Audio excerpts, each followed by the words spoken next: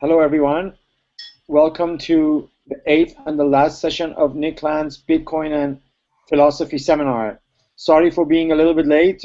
We were sort of like gathering thoughts and putting people together to start the seminar live.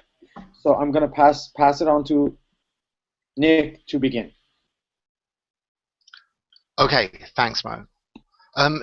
Okay, we've reached the buffers, so to speak, or we will have reached the buffers in whatever, a couple of hours. So, um, the the title I've got for this session, which I think, if I haven't looked it up, I'm going by memory, is like Time, Truth, and Being, or something equally modest like that.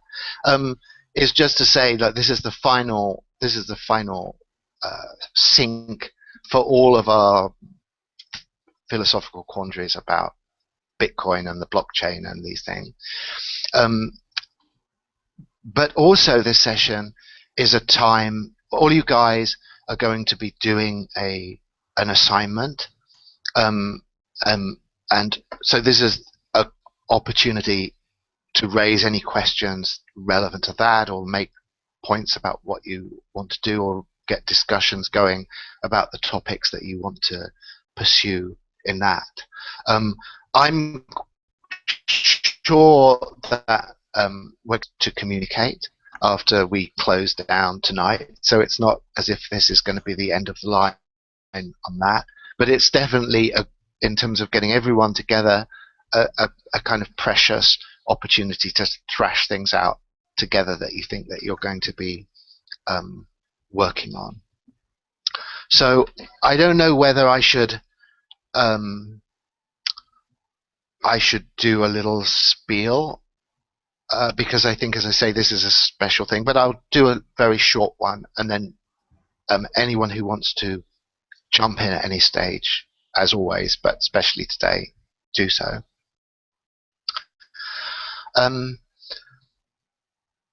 So if I kind of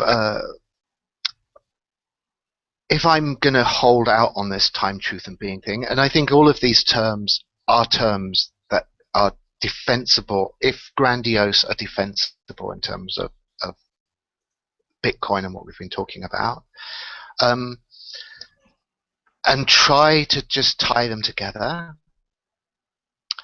I think the single term that is absolutely essential, and which actually I was talking to Chris a little bit earlier, and this came up here, is the notion of irreversibility.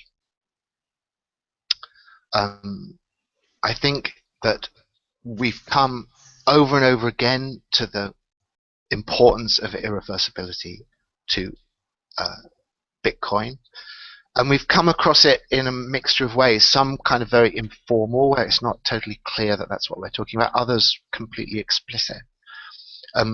But just to sort of rehearse a little bit, we've seen that from irreversibility,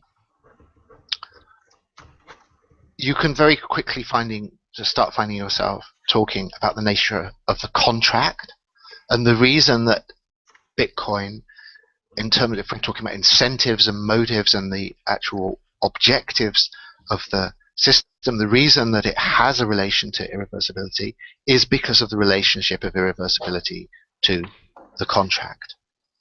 That a contract in principle is always irreversible, and its value is precisely tied up with its irreversibility.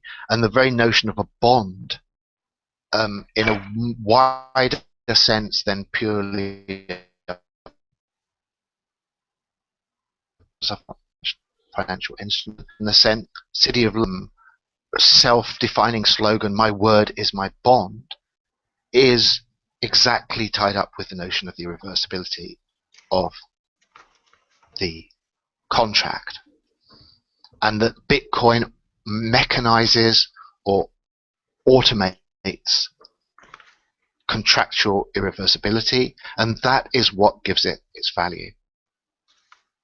And the specific way in which that is manifested within Bitcoin, as we've seen over and over again, of course, is the double spending problem, or the solution to the double spending problem, which is precisely the introduction of irreversibility into financial transactions. The double spending problem is the notion that you can make a financial commitment, you can give someone money, and then you can take it back, and which is the same thing seen in a slightly different way. You can spend that money again as if you hadn't spent it the first time. You can give it to someone else as if you had this person you gave it to. So the relationship between the double spending problem, the contract, and irreversibility is absolutely locked tight. Those are three different vocabularies for talking about essentially the same thing. So the blockchain, the underlying technology of Bitcoin, is a machine for establishing mechanical irreversibility within the sphere of commercial transactions. So that's one aspect of it. We've also seen irreversibility emerging as a cryptographic theme of incredible importance, so that the huge historical transition from symmetrical to asymmetrical cryptography upon which Bitcoin builds is the cryptographic form of the problematic of irreversibility. Certain arithmetical relationships that have an innate one-way character, so you can easily go from a private key to a public key, but as in a ratchet, you can't go back from the public key to the private key. The private key is intractable, cryptographically intractable from the. Then you have this gradient, this problem of, or maybe you should say solution of irreversibility coming in within an absolutely revolutionizing cryptography, and this is something that Bitcoin is clearly built upon. And then more widely, and we see this sort of again quite explicitly discussed, is the irreversibility that we get to through statistical mechanics or thermodynamics, or the whole science of tensed time, of temporal irreversibility, where the passage from the, unlike classical physics and unlike the notion of reversible time that you get in these Laplacian type models of the universe, or even Newtonian models of the universe, where you can reverse a physical equation and it doesn't make any difference. You can't tell which is the correct direction, which is the proper orbital path of a planet. It seems to work equally well in both directions. As soon as you move into the era of thermic engines, work in its thermodynamic sense, entropy production, you have temporal irreversibility. You have time in a strong sense, time in a sense that is not reducible to a spatial dimension, and then a theme of irreversibility built into the natural sciences, and into anything that then draws upon that in terms of our modern discussions of complexity, self-organization, all of these kind of themes. So, I mean, I maybe will just call that thermodynamic irreversibility.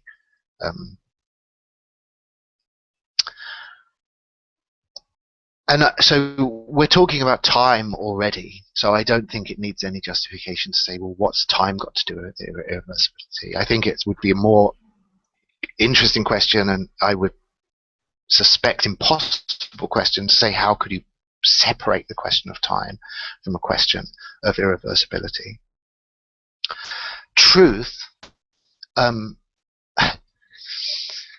truth is only slightly more complicated, because I think that truth is a kind of contract. I think that what is at stake in a specifically commercial context in Bitcoin is the refusal of the possibility of someone saying, I take that back.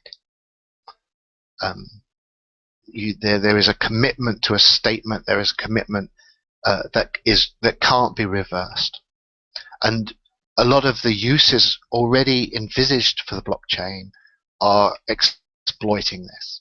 The fact that if you make a claim that is of the form of a truth claim, it is structurally isomorphic from a financial or commercial claim.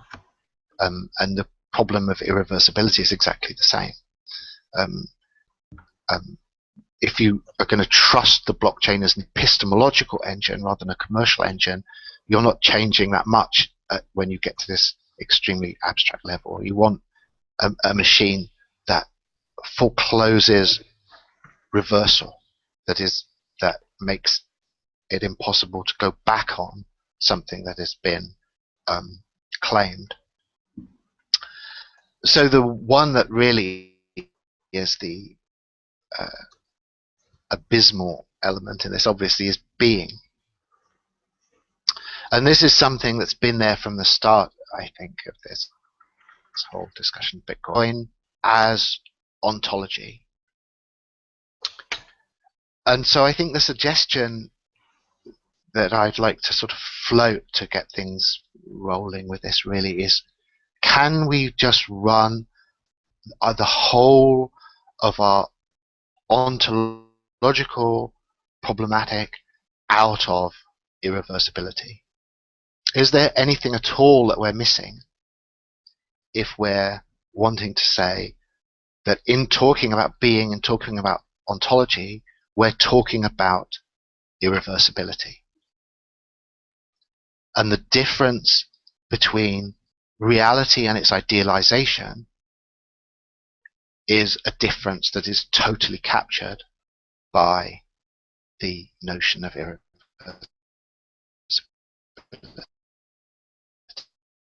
Satisfied a consistent and exhaustive translation of all our ontological problems into the language of irreversibility, then we're, I think, in just one short step in the position where we see the blockchain as an ontological machine. That the blockchain does ontology, and it does it probably in a number of ways, but it does it in one extremely obvious way by actually producing, in a way that I don't think has been really well anticipated, by producing an artificial ontology, or even, I think we could say, synthetic being. And so I think we're in the if I'm not at all suggesting that there aren't going to be a lot of questions up to this point, but if people can just follow in a hypothetical mode up to this point,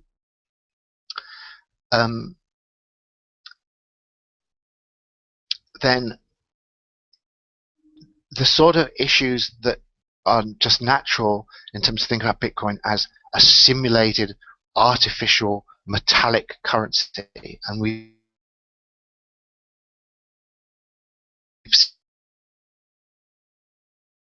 seen that the way in which Bitcoin simulates foundation in some ways, or a monetary foundation, can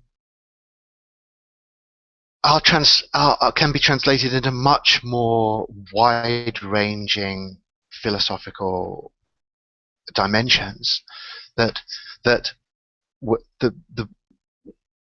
Bitcoin is simulating being as soon as it sets up a blockchain that is an artificial time, that establishes a mode of artificiality, a mode of irreversibility, artificially produced, upon which any kind of complication of time must be built. That we're not talking about time at all unless we're talking about this foundational irreversibility that is exemplified by the succession of blocks in the blockchain. So the blockchain is an artificial time, it's an artificial history, and it's transcendental in the sense it's something beyond or before which we cannot go. It cannot be second guessed. Now this I take to be a kind of, again, claim that has to be contested because it's so extreme in its implications. But the implications are that that the human subject has no appeal to any criterion of ontological judgment that exceeds or transcends or can usurp the authority of the blockchain as an ontological criterion. That virtually or implicitly, tacitly, in the area we're going into, the blockchain is an ultimate ontological criterion, and that we can expect it will be used in that way. We can expect that things will be built on it in such a way that when it comes in any field whatsoever, in the natural sciences as well as in commerce, in any human contract or agreement or negotiation, that people are asking what, without any attribution of trust, without having to believe something, without having to take someone's word for it in a way that is conceivably reversible. If there is something that we have to be able to assume is real, then the blockchain is presenting itself as satisfying that demand. And so what I'm saying is that Bitcoin cannot do what it wants to do, possibility to do with certain very specific financial operations. It cannot do those without philosophical claim of absolutely immense historical consequence. And that claim granted any faculty that is available to the human subject for or to serve as an ontological criteria. That any human decision about the nature or reality of functioning structure of being is now downstream, virtually downstream of the blockchain.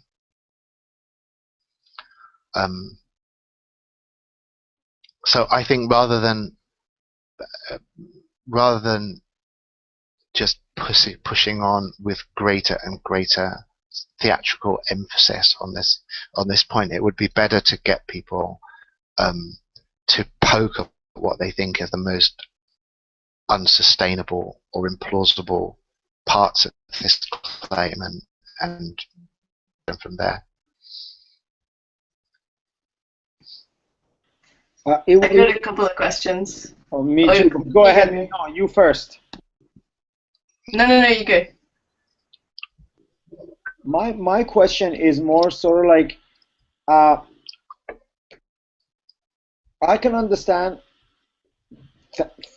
thanks to this amazing seminar, the implications of Bitcoin for, say, for economy, political economy, for geopolitics, for philosophy. But say when Nick talked about how this will even kind of like has to or will spread to like sciences or natural sciences, that's where I stop and I go like, okay, how? But how would it go there? And then what will be the implications of it affecting the way natural sciences do their job? Yes.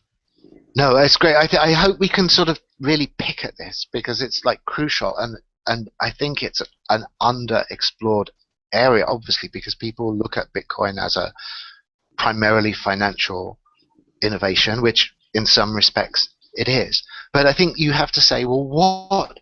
Look at the way science works as an institution, and how it works as an institution is that there have to be scientific statements that are that one is expected to trust, and one isn't expected to trust them naively. There are a whole series of institutional mechanisms that are supposed to reinforce that trust, to do with the reproducible nature of experiments, to do with peer review, um, uh, uh, uh, the whole notion of kind of experimental verification, or if we want to be Popperian, falsification of scientific claims.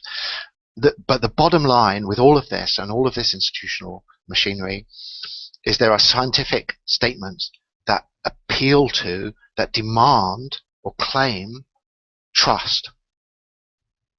Now, as soon as we say that, then we're talking about something that is ready for the blockchain. Because the blockchain is a trust machine. It's the huge innovation with the blockchain is that all previous cultural institutions consume trust rather than producing it. That they actually they assume in some way that there is some or existing cultural machinery that allows trust to be manufactured beyond the stage of that institution itself. And given trust, we can do X, Y, and Z. And so you get these statements, as I say, like the one I've already said from the City of London, far from an arbitrary one, and absolutely, I think, epitome where it says, "My word is my bond." That's what they say, because they know that you have to trust them, and they say, "We have to trust us. We're trustworthy, honest gov." You know, that's what it basically boils down to. And the Bitcoin, in contrast, says you don't have to trust us at all. You know, the whole point of this is to get rid of trust. This machinery, you can look at it. It's open source. Don't trust us. Look at it. It's all, the software is all open source. It's all free to be examined. Everything that happens on the blockchain is publicly recorded in the ledger. You can look at it. If you don't believe that everything is being publicly recorded, you go back to the open source software, you look at it, you can see that in fact it has to be publicly recorded. So it's not asking for trust at all. It's saying, you know, after you've finished skeptically examining this to then you can see that this machinery is producing rather than consuming trust. That's what it means by being called trustless. So say scientific papers no longer need the validity of a reputable journal for them to be considered more valid. They can just be a paper and don't rely. Sorry, I lost you, Mo, there. I'm saying, say scientific research papers that are being published no longer need to rely heavily on the brand name of the journal that published them. Also, the way the footnote system and reference would work will be completely revolutionized, in which you basically almost don't have to give any reference because the references are just built into the essay or into the paper in a way, like, so you don't have to put numbers and so like pass on. I mean that's what I'm sort of like on a surface level getting at, right? Look, the mechanics obviously complicated of this, but the basic point you're making is, I think, absolutely indisputable, in that the transfer of the scientific model onto the blockchain, we will expect, as we've seen, the systematic eradication of quote for the umpteenth time, trusted third parties. Now, in the scientific enterprise, what are those trusted third parties? You've already started enumerating them. There's certain journals, there's certain names, there's certain University, accumulations of credibility. Yeah, discourses. academic brands. Absolutely, absolutely. And so blockchaining this would require that there is a direct peer-to-peer route for a claim to be made between anybody within the whole system and anybody else within the whole system that is publicly recorded on the ledger, that cannot be retracted, and that does not pass through a trusted third party to produce its credibility. So if I may jump in here on Yeah, Mo's sure. point. So, for example, in say a medical journal, someone is studying antihypertensive A versus antihypertensive B, and they've found that A is not only non-inferior to B, it may in fact have greater effects on survival.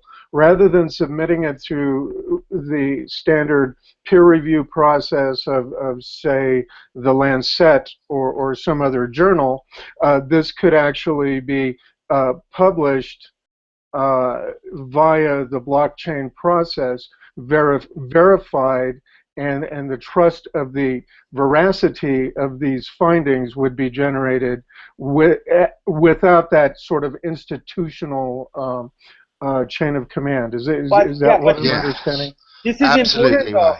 Right. And Harry is a medical practitioner, actually, so he's kind of like he comes from the world of science. But I think it also means that it does not need the third party, because somehow the research upon this, it claims, is readily built into the blockchain already. So all sorts of data or like previous experiments themselves are there, so you don't need to go through the third party verification, or at least that's how I'm reading it, which could be wrong. Well, I think this is a very interesting point, because if we're using blockchain, in order to get the funding for the study itself, that could be something that could be generated through a Bitcoin-like system. I mean, this whole idea we're talking about is something that could revolutionize this sort of studying and science and all of that. At least in this domain that I'm more familiar with. So this is a very intriguing idea, Mohammed. I think. Yes, I mean. Go ahead. No. No, sorry.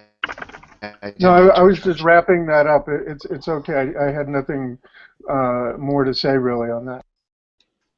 I mean, obviously, the actual specific mechanics of this will be packaged in a form that we can predict, which is that this suffix coin now is the way that someone produces a set of signs to show that some particular institution has been placed onto a blockchain system. So, you know, in the medical sense, we would have, you know, whatever, Mediccoin or whatever it would be, and it would be some blockchain-based system that is able to generate a circulation of trusted information within the blockchain, and the coins, which a coin is becoming an extremely abstract thing. A coin is basically just a unit of trust that is produced on this thing, and so the credibility of a particular kind of scientific discourse or a certain scientific hypothesis even would no longer be something that would be based on appeal to some higher tribunal, but would be intrinsically represented by the currency of this particular system of coinage. And what it means, a coinage in this sense just means this Bitcoin circulation. And the value of the system and the credibility of the system are exactly the same.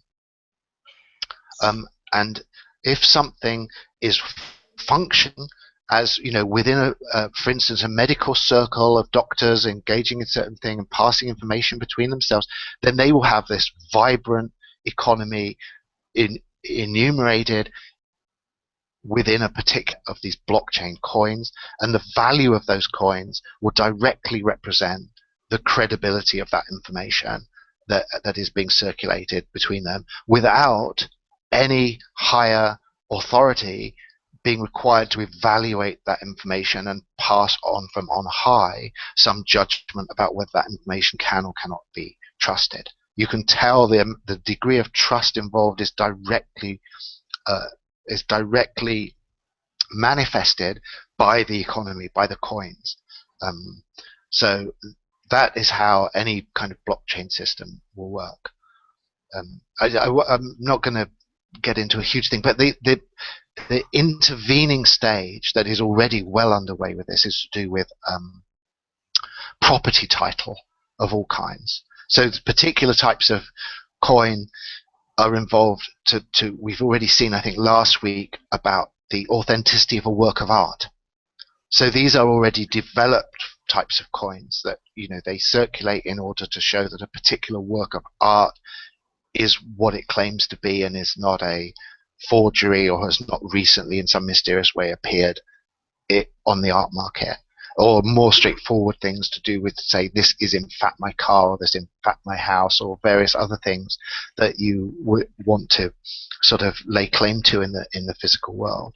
So when you're making those sort of claims, when you're saying, and we can see the system is already processing and digest, 100% for sure this is my car, you're already only technically distanced for saying this is for sure the data that has come out of this particular piece of research. It's a signature. It's a coin is a set of signatures that just authorize fact.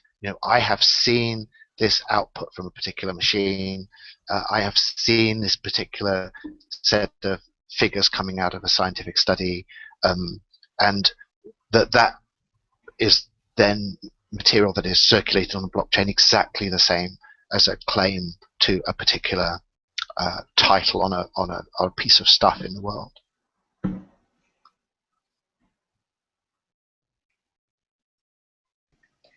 Isn't this not so much an actual kind of technology of verification? I mean, I can see how this is really useful and important in stripping ideology out of scientific truth. But doesn't the verification of the truth have to happen outside of the blockchain anyway before its documentation as truth is locked into place? And we still don't get out of that problem of the fact that there's a imperfect verification system going on, which has to run through culture in order to become truth. And then we're just going to log it. Like I can see its use as a referencing system, but surely it's just documentation. And secondly, isn't the whole kind of, I mean, what if we logged the truth that the world is flat, or the Earth, the whole solar system revolves around Earth, years ago? What do we do in order to manifest skepticism or to recreate our edifice of knowledge or whatever? Yeah. I think that was one of my manifestation. questions. Yeah, the manifestation of skepticism is implicit in the fact that of the value of the coins. So, like, if there was flat Earth coin kicking around, would not have a question about is the Earth flat or not, independent of the vitality of the. Now, I can only assume that flat Earth coin would be, without just punning for the sake of it, flatlining right now. And if it wasn't flatlining, because the bottom line of anything based on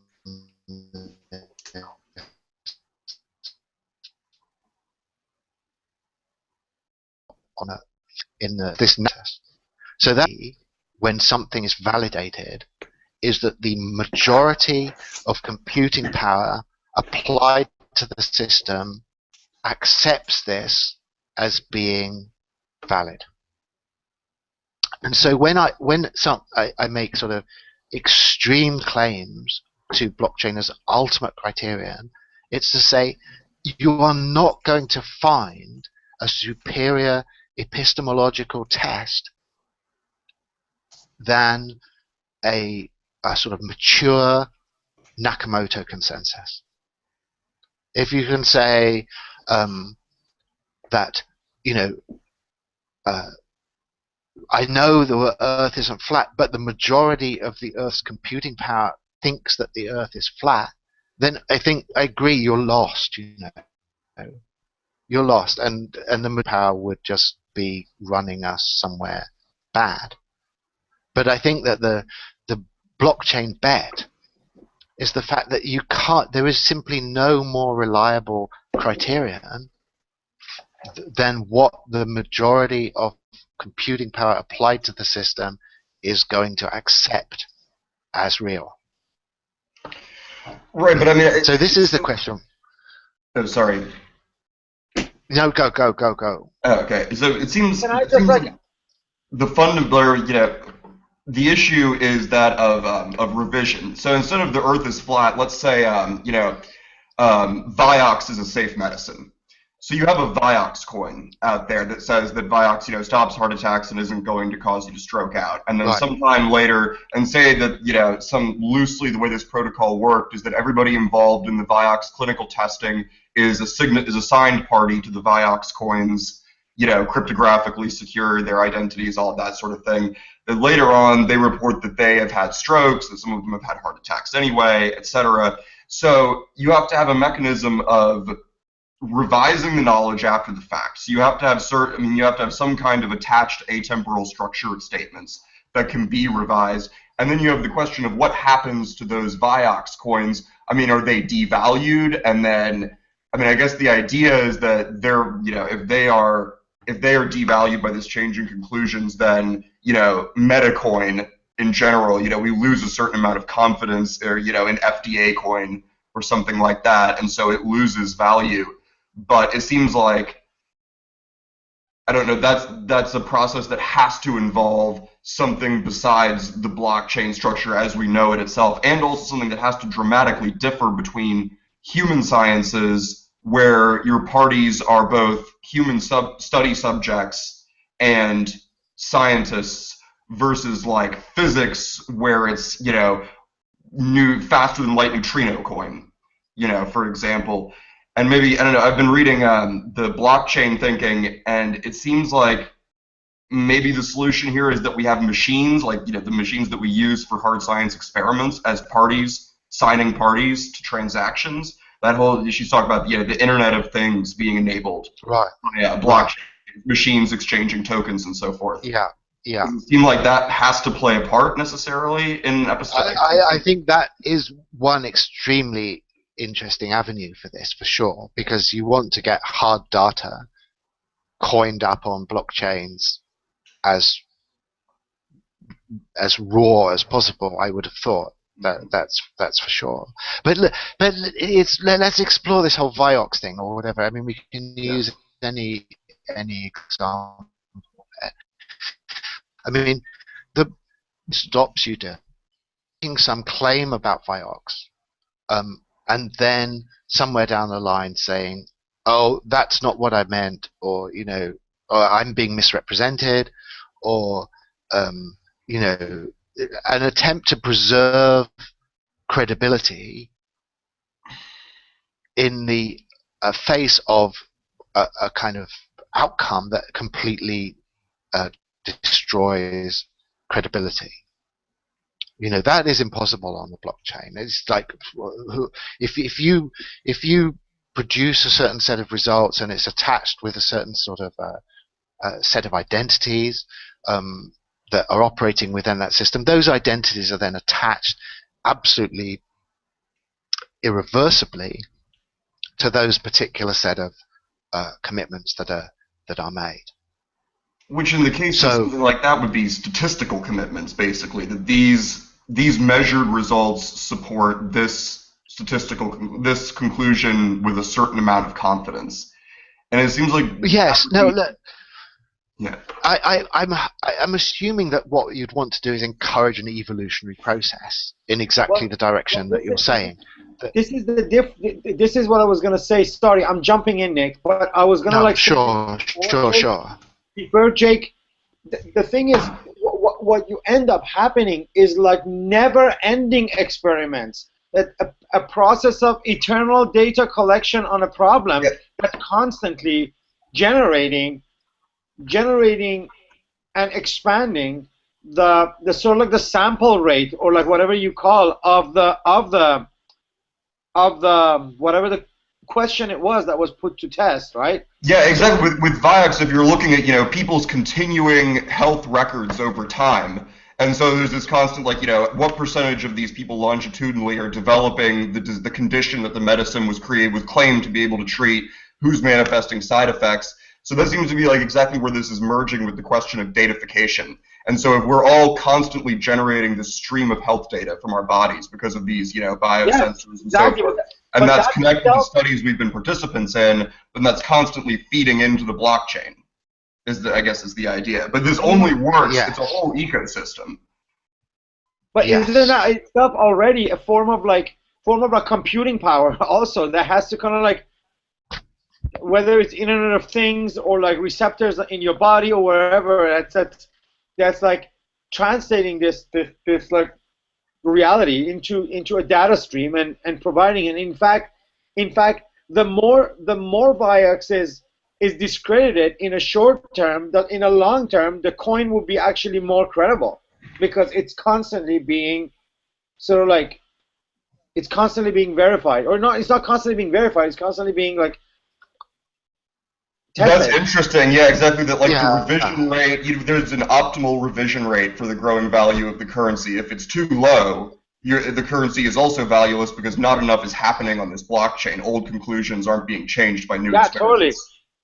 And with the regular scientific test, you have like the experiment like set its like scale and its limits. They do it and then they publish it, and then for 10 years people will refer to that very small or particular set of like questions or tests, and then until somebody comes and goes like, oh, that was wrong, actually this is causing this and that, you know what I mean? And then you have like an update of knowledge, right? Whereas with this, what you have is like, it's just constantly updating itself. So Mo, to further riff on the point you were making, we're now getting to the point where big data is being generated with regard to health parameters, say, in medical care. So entire dynamics of population health, rates of obesity, regional rates of obesity versus other regions, blood pressure, blood sugar control, all of those things. We're now developing sensors in wearable technology that can upload those data points. And we were discussing yesterday in Nick Srinichek's paper on cunning automata, the speed at which these data are transmitted in financial networks. We can now assume that algorithmic power is going to be necessary for real-time monitoring of, for example, population health,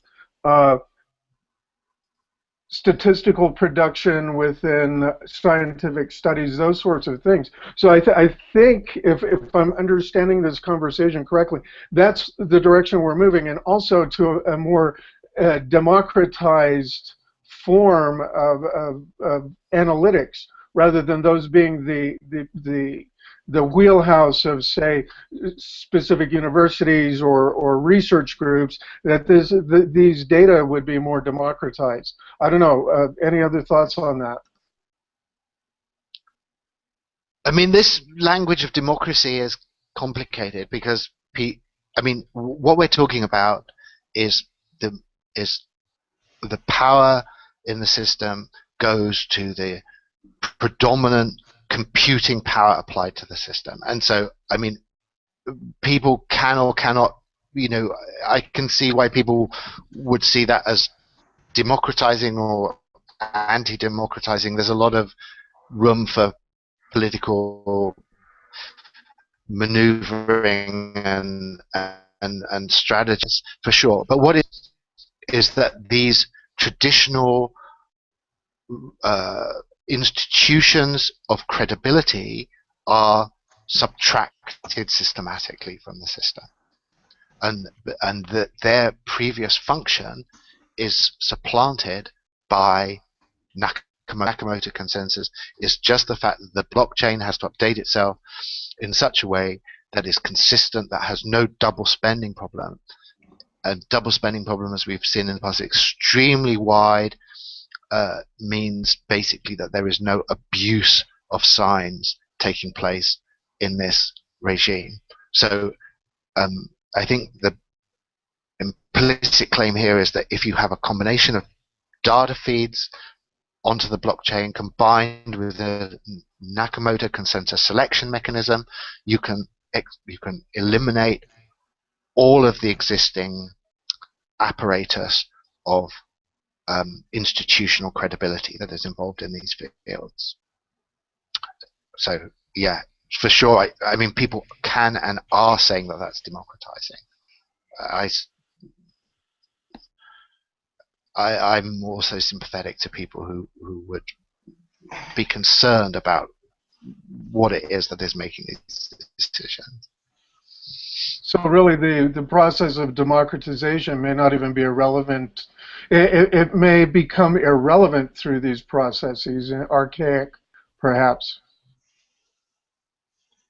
Yeah, I think it's the power is going towards that if you want, any agency wants to have ontological power to decide what is real, and the blockchain is their channel for that, then the route to that is by accumulating computing power.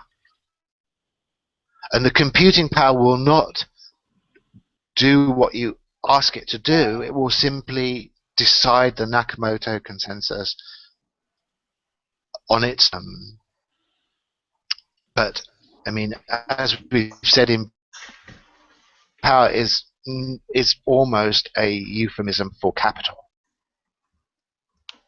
It becomes commoditized and standardized, and the technologies here become more mature, then that becomes ever truer.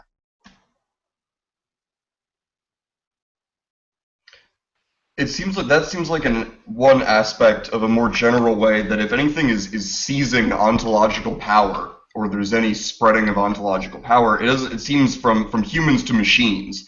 So we talk about you talk about how this reality criterion supersedes anything that the human subject can appeal to, but it seems to me almost more like it represents machines excluding those sources of human verification that machines themselves don't have access to, or are specifically human privileged, so that there's a final reality criterion that absolutely, that's what I was trying to get at. Yeah, absolutely, man.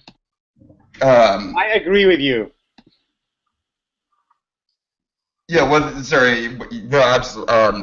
it's the autonomy of smart contracts of software entities that can't be contested by humans saying, no, wait, tear up the paper, black out the signatures, like this is done, we're not actually doing this, or whether it's or whether with this sort of data thing, whether it's in terms of not being able to appeal to a fact like, hey, I'm a human standing here, look, the world isn't fucking flat. And the machine says, unless like machines have registered data, which according to machine protocol algorithm says that is the case, you can't make that phenomenological appeal. Yeah. So it's not just an ontological, but also a machine ontology. That's crucial, though. Absolutely crucial. Yeah, absolutely crucial. Like, I think the notion that there is some human access to reality that has leverage over the Nakamoto consensus is the question. And this is one, it's not one that I would like us to resolve now, because I think this is going to be this huge argument that breaks out in society as this stuff develops. The natural thing is, of course, to think, well, we somehow know what is or is not real. Why are we listening to the machines, i.e., as mediated through the Nakamoto consensus? Why do we care what they think? And the question for sure is, well, what is our access to reality? That to pit, let's set of legalistically and formally and into a sort of, us against the machines. What are we saying we are able to do, or what access is it that we have that we are pitting against this machine consensus? And I think the whole Bitcoin phenomenon is that we just don't have anything. That finally we're busted flush in this, and there's no, there's no way that we have an authoritative access to reality that we can persuasively counterpose to what the Nakamoto consensus says is the reality of any situation that has been blockchained. Well, it seems like that's just all a question of data, of the given, and of understanding our sensory datum and the machine's datum as coming from a common base. And so how do we weigh two different kinds of entered data? And if we view ourselves, we have to view ourselves as machines just in order to begin answering this question in a way that isn't arbitrary. But I think part of that is already being slowly eroded, because in terms of a global human worldview, we're moving towards people more and more realizing that their own data collection ways, the historical ways in which human phenomenological relationship to the world has built our understanding is eroding. So and people are more and more are understanding that the machine's ability, the network machine's ability to do this work is much more actually reliable and much more complex in terms of telescoping this data or overlaying it for different kinds of truth extraction or whatever the right word is, right? Right, it's legibility. These mountains of data are not human readable. That's the essential problem. It's too much. We ourselves produce more information than we're capable of analyzing. That I have to say, and I'll put an objection here, that I think this trend of the conversation now to say this is just about data is not right. The blockchain, when the blockchain validates a block, I don't think it's talking about data primarily. It's not. It's talking about the fact that this set of transactions have not been double spent. That their original, what's being validated is not a certain quantity of data. It's a set of commitments. And so, of course, data comes into this. I'm not saying data is irrelevant, but it's not. Data is not a good stand-in for the thing that's at stake here, or what the blockchain is doing. When the blockchain edits out all realities in which double spending has happened, it's not because the blockchain is able to manage data better than humans or any of these things. It's because the blockchain cannot engage in duplicity. And you can see that the blockchain cannot be duplicitous by software engineering. The open source thing is there. Duplicity is impossible on the blockchain. We know it's not impossible for us, and that's the difference. It's not a difference of data versus something else. Well, is that, I mean, if we take data as not just meaning like quantitative, like binary input, Right. but as data, Right. as the given, right? Isn't that precisely saying that the transactions given in and to the blockchain are a raw and atomic given, right? Okay, And so I think that's great.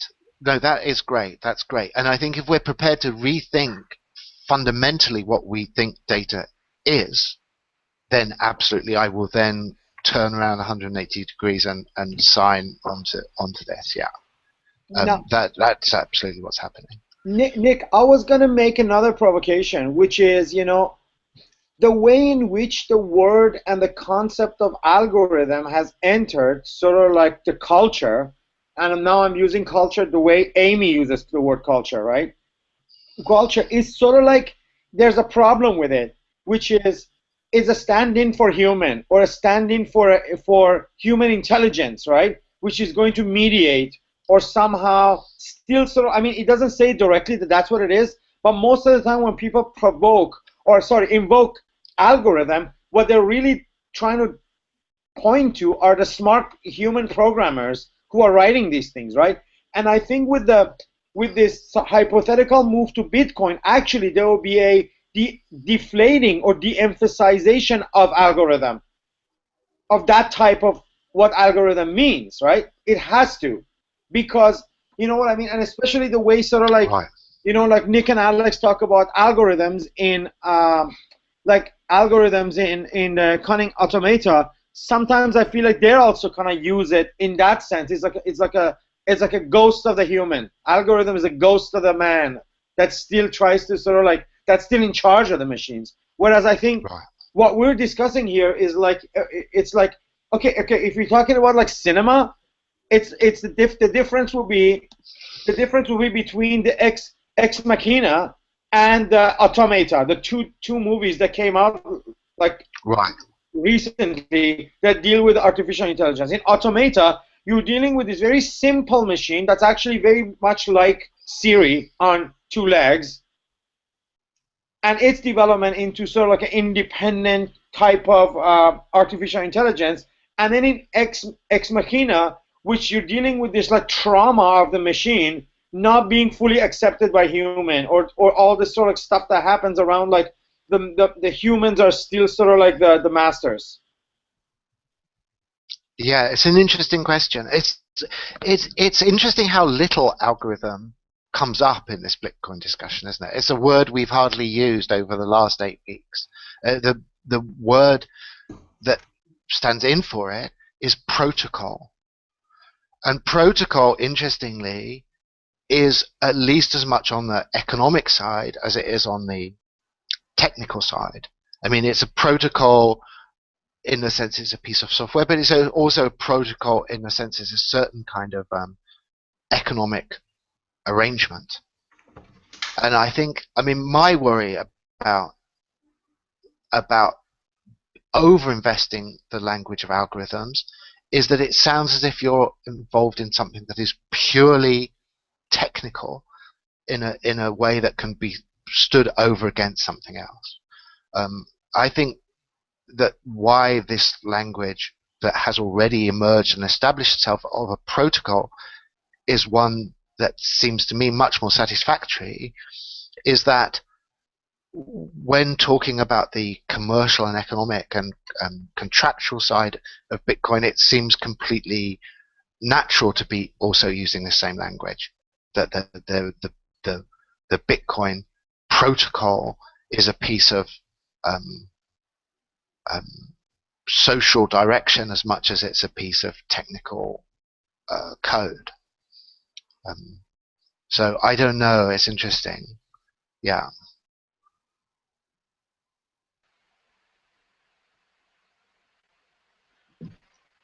I had a question about going back to the beginning.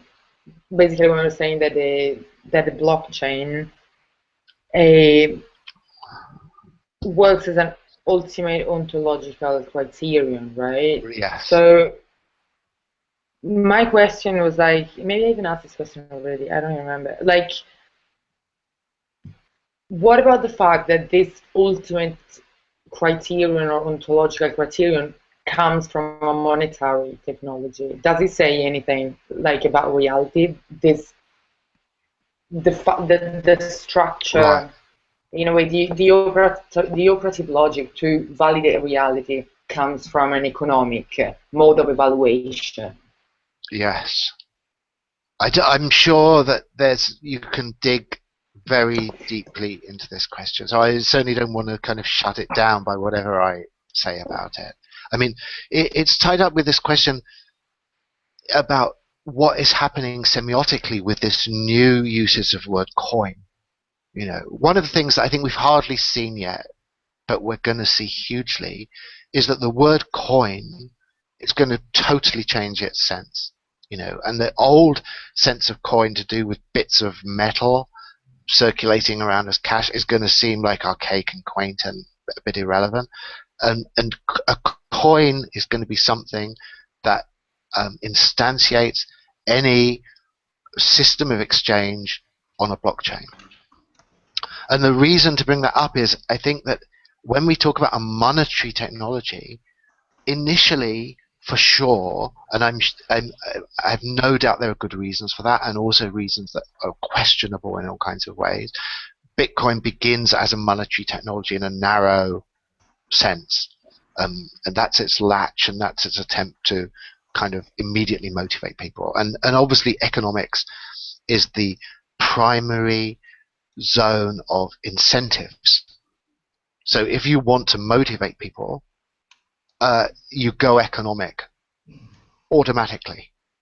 I mean, every other way of trying to kind of guide or engineer or organize people's motives is either, it seems to be in some sense regressive in relation to the economic mode. You can threaten them with guns, or you can try and seduce them or whatever, but if just in a way that is just technical and publicly admissible, you want to kind of motivate people in certain directions, you're already involved in an economic question. But I think even though Bitcoin starts off as an economic technology in this narrow sense, what it does is actually means that we realize we don't even understand what money is. And that a coin becomes a question mark. It becomes like, what can we turn into coins? When we turn something into coins, there is and I don't want to dismiss this because I think it could be developed very interestingly, but ultimately I'm skeptical. There is a kind of immediate possibility of a certain left-wing argument that when you slap a coin suffix on something, what you're doing is economizing it in a way that we understand. You're reducing something to the economy, and you've got all these different types of coin, and what you're doing is simply reducing them to some understood substrate of economic activity. I don't think that is right, even though, as I say, I'm sure it can be developed in a very interesting way. I think it's much more that we don't know what a coin is. We don't know what money is. And, Bitcoin is going to make all our previous understanding of what money is completely obsolete. We're going to see it as the prehistory of Bitcoin. It's going to be seen as the first money that actually understands itself and is kind of conceptually lucid, and it's going to do all of this other stuff. So that's my sort of response to that. I think, yeah, it's monetary, but it turns money into a question. Yeah, that kind of links perfectly into something I was thinking about earlier, which was Bitcoin as being, as this token which has an empty but positive value, or it acquires values as it can be traded for more things. In the sense that the copula, once sort of like reified or turned back and looked at, can stand in for all different kinds of reality relations or differentials between what is and what isn't, and so forth. And then on the other hand, also what I've been trying to wrap my head around for just the past 20 minutes or so, which is in one of these epistemic blockchains, what would you be compensating, and what would determine the value of these coins? Are you compensating participation, contribution of data, the processing of verification of these data, or how they relate to previous conclusions and invalidate or support them, or whatever. And yeah, it definitely seems as if coin is just becoming becoming a question mark. So like, medical data, question mark, is this valid data? I don't know, yeah, but certainly that epistemic blockchains would have to have more than one kind of coin, because more than one level of question as to the validity of a scientific conclusion claimed to be registered to the chains, and that it does seem to be standing in for the circulation of Ta'an, of the being of things, and of the differentiation into more and more ontic regions, Yeah. I mean, there's obviously one sort of whole zone on this is the relationship. What is the relationship between ontology and trust?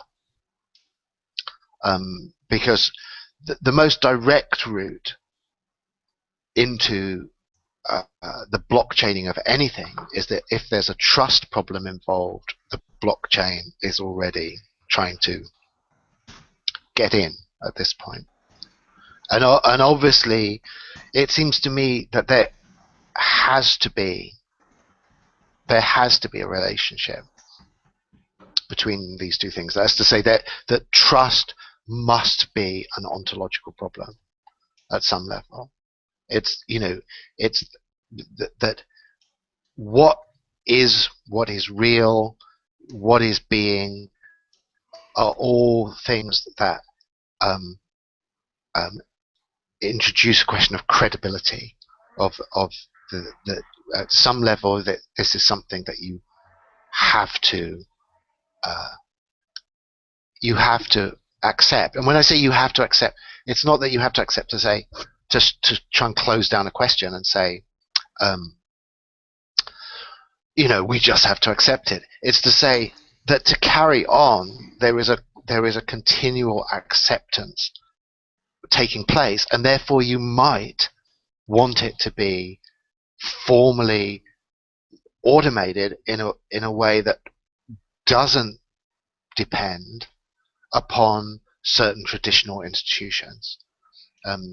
That given that there is going to be a necessity, that there is an economic requirement for reproduction of trust to take place all the time, that just in this, everything that isn't Pyrrhonian skepticism, everything that isn't, I have no idea whether if I step into this traffic stream, or I step off this cliff, or I stick this shotgun in my mouth and pull the trigger, I have no way of knowing one way or the other whether this is going to harm me or not harm me, or something I want to do or something I not to do. If you're in this totally Pyrrhonian state, where people say he was being steered around by his friends because he was in such a state of pure skeptical refusal to lend credence to anything that didn't deserve it, and he would simply have stepped off a cliff if his buddies hadn't tugged him the other way. If you're not in that Pyrrhonian state, and I'm going to assume hypothetically that no one is, then there's this trust economy that you're involved in all the time anyway. And so when you get onto these medical questions of the kind that Harry has kind of been introducing, it's easy to say, okay, it would be kind of mad to step off a cliff because you don't know really whether you can trust that your perceptions are accurate, or whether the scientific principles of gravity and the properties of falling bodies can be trusted or not. It seems simple. But when you'll get into a whole set of things to do with lifestyle and diet and, things of high medical consequence, of course people are trusting in things that are far more controversial and open to dispute and, have total life and death consequences, but are deep in this jungle of unresolved trust issues. And that's why it seems to me the blockchain is already got its foot in the door. It's no good saying, well, we just don't need trust. Obviously we do. We're using it all the time. And it's no good saying it's the status quo is acceptable. I think that, maybe people can or cannot accept it, but it's certainly they're not making life or death issues on the basis of philosophically rigorous foundations. So there is an appeal to a criterion implicitly. Why do we, what is our machinery of trust here? There's already a machinery of trust. It's just an informal one. And blockchain is saying, well, let's formalize it. Let's actually work out what people are doing here and be rigorous about it, and then test commercially. And this is commercially in the same sense as money earlier. Commercially just meaning in a sense that is being sociologically validated. So let's validate these systems of trust that we're already engaged in all the time, and kill people every day, one way or the other. I was just going to say, or mention briefly, that I think there's a striking parallel to Peirce's system of the continuum and the blockchain, like through and through, from the existential graphs of the beta cut being a line that's irreversible, like a line that's a point, and then to the greater cuts being those of contingency, but all being through action-reaction processes, literally blocked or like sedimented in this continuum. And so you could think of I think Bitcoin exchange as a contingent breach in a sense that is then anchored, but it was making me think about all this talk of contingency and derivatives, coming out of Ayeshe's work and Nick and Alex's and Sohail's, as something that it's just a different beast. I don't know how that could be registered, but I think the parallel is very interesting versus system. I just wanted to share that.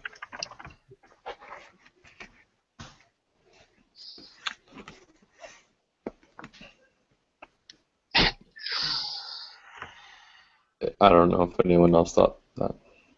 It's not like I disagree, but I'm afraid my just purchase on Pierce is not up to me making a kind of even plausibly productive response to that, Chris. I would just have to go and look at it. Yeah, check it out. It's cool. Luca might know more.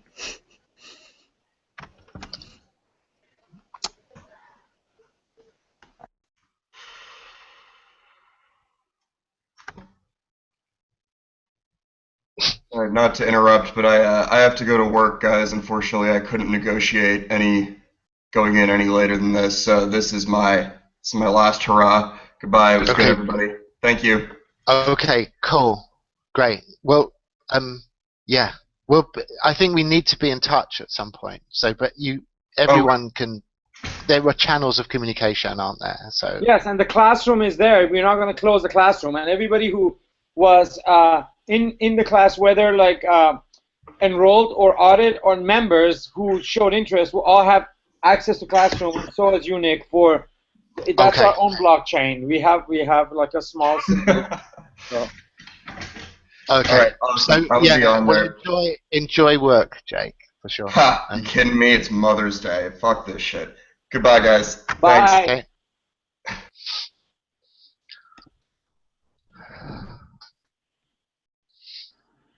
Well, I guess I raised that because if this ontological system, as you put it, is as tight and trustworthy as I would agree it seems to be,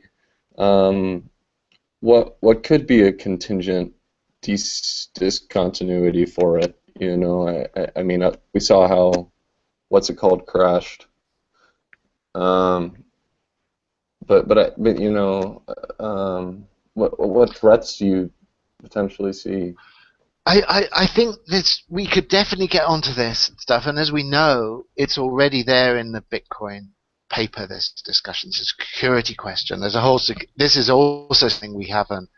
It's come up a few times, but if we could have run this whole course as a course about security, for sure, it's huge. But I just have to say, I'm not at all wanting to say it's trustworthy. I want to say only that it's ultimately trustworthy, in the sense there is no superior tribunal of trustworthiness that we can appeal to. So it's like, if you don't trust the Nakamoto consensus, there is no way you can run to that is credibly superior in its, there is no salvation. If you're going to go into a kind of a Heidegger mode of only a God can save us, there is nothing that you're going to find that is going to give you leverage on the Nakamoto consensus. So that's my stance on that. And I think anyone who pushed anything harder than that, it goes into snake oil territory quite fast. And obviously some of the Bitcoin stuff does that, to say you just shouldn't worry about it. Of course, it's totally fine. There's nothing that you can imagine going wrong. Boom, boom, boom, boom, boom. That seems to me to get it completely wrong. And the whole point of this is it comes out of critique. And it's all that is left after you have engaged in systematic critique of these trusted third-party institutions that have up to this point asked us to trust them. And Bitcoin says, don't trust any of those guys. They are inferior to the Nakamoto consensus as a trust machine.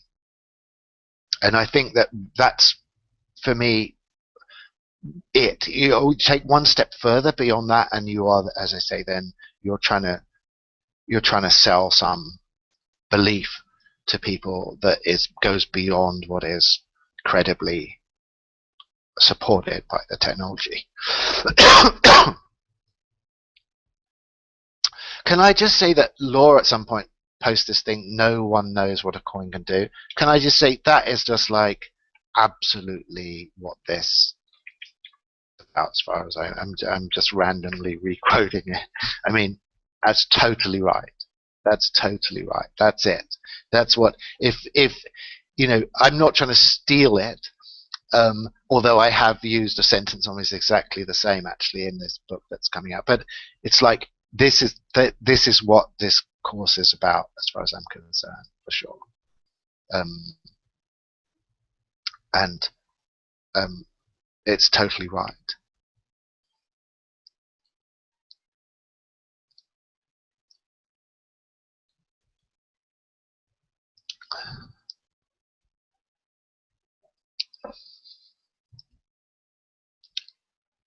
Like the question of art has come up a few times as an example, or like a good example, a bad example of Bitcoin. But I think just like how we talked about the implications of Bitcoin for say medical science or for other fields, I think there's more to how a Bitcoin kind of like a Bitcoin approach can transform artistic production and like change the way art is received, exchanged, understood in the art world, and then as a sort of like a trickle down outside of the art world. One of the smallest examples I can provide, would be a Bitcoin style registry system for the works of art by artists to be registered. So if it's not registered, it's not even art. It doesn't matter how many people can say that, oh no, that was actually like that famous artist who made it. I was there in the studio, I saw it. It's if the work does not get registered, so basically it can eliminate the possibility of any fakes entering the system. Because somehow it's verified through this form of like machinic or human mediated registry. You know what I mean? Yeah. If you'd done that 3 months ago, Mo, you'd now be a multimillionaire. But I'm afraid I think you missed the boat. you missed the boat on your art registry use of the blockchain. So fortune will have to come from another direction. But yeah, that's totally right. Totally right. Yeah. Yeah. But go on. Sorry, I didn't mean to interrupt you. So let's go to number 2, because that's what your first example absolutely is going to happen and is being implemented at this minute. But another thing about money that we never sort of like discussed is that, and this is some conviction that's been with me. It doesn't come from reading political economy, or doesn't come from reading about history of money. Is that the reason why we'll never get rid of cash is because cash allows for a certain level of criminal activity to be built into the underground of any system. If you eliminate cash, then in a way you're eliminating a lot of illegal economic activity, because if everything was based on sort of like credit card system, everything would get registered, right? So then you can't there's no app to order your cocaine, you know what I mean, that charges your PayPal. But totally. But the anonymity of Bitcoin actually could allow for both legal and illegal economic activity to coexist, right? Am I wrong? No, you're totally right. And that's why it says in the title, when the title, as we know, of the Bitcoin paper is the first definition of Bitcoin that we have, a peer-to-peer electronic cash system. And then, and cash doing exactly what you're saying. And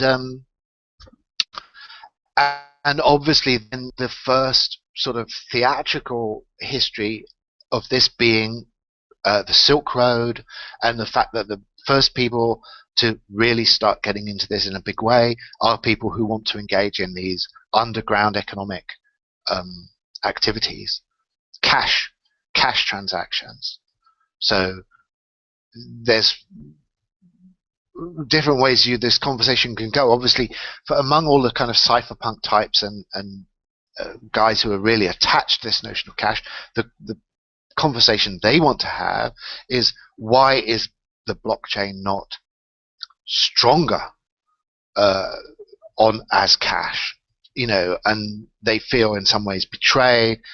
They worry that people can actually trace these transactions, that the system doesn't protect anonymity with anything like the seriousness that they had expected it would. I guess they still wonder quite how the Silk Road got taken down by the FBI. So that's one whole line of conversation that you can go in. The other, I guess, or one of, among several alternatives, is then coming from the other side of people saying, well, how can we let this innovation unfold if it's going to be a godsend to criminal activity and allow people to engage in all these activities? And so what I've been calling the mainstreamer types, the Mark Andreessens and these people, have actually been saying, to the powers that be, if you go with this, you can use the public ledger to actually regularize financial transactions to a huge degree, and you will end up loving it, and the libertarians will all leave and look for something better. So this is all pitched in a way at a kind of low conceptual level of political economic concreteness. But that won't really be a Bitcoin if that's how it's framed, right? It won't be a true Bitcoin. Well, it's as we've seen, Bitcoin gives up entirely. Bitcoin totally displaces the line of anonymity. So that with cash, the actual transaction is completely private, potentially. You go and find your drug dealer, you hand them cash. No one can see that unless there's video cameras on the walls. It's untraceable. The banknotes all do have serial numbers on them, but no one's following those numbers around. Where every time there's a commercial transaction with a banknote, it remains unregistered. So, you've got some serial number on a banknote. You've got no idea where, as you say, you don't know where it's been with cash. With Bitcoin, it's the opposite. You totally know where it's been. Every single moment in which that Bitcoin has passed from A to B, node A to B to C to D is recorded on the blockchain. The FBI or NSA or whoever is your paranoid agency of choice can look at the blockchain record without any problems whatsoever and follow a Bitcoin through its entire path from its original genesis in a mining activity through any number of transactions to its current wallet. What they cannot know is what the real identities are corresponding to those wallets, to those Bitcoin identities. So anonymity now lies between your Bitcoin avatar, which is an economic agent or wallet existing in the Bitcoin system, and you as a real life person. Real life we can ironize to whatever degree we like. So depending how you look on that, we then get all of these conversations and other ones. Like the original implication of the Bitcoin thing is, that's totally secure, because you have a Bitcoin identity, an avatar in that Bitcoin system that can then do anything you like, and it can't be traced back to you. No one knows who is actually the real person behind this Bitcoin account. And this must be what all the Silk Road guys and everyone involved with them was totally counting on. But unfortunately, you can do a lot of forensic work with computers, and these transactions can in fact be traced back to particular computers and particular operations being conducted at particular times and particular ISP addresses and whatever. I mean, yeah, I'm not going to try and be an expert on this thing at all. I'm absolutely clearly not. But I think that there was a certain naivety in the original thing about what these internet police powers could do to reconnect Bitcoin transactions to real computers. And then I think once you've got a real computer, then the jump to a real life social identity is not a particularly demanding one.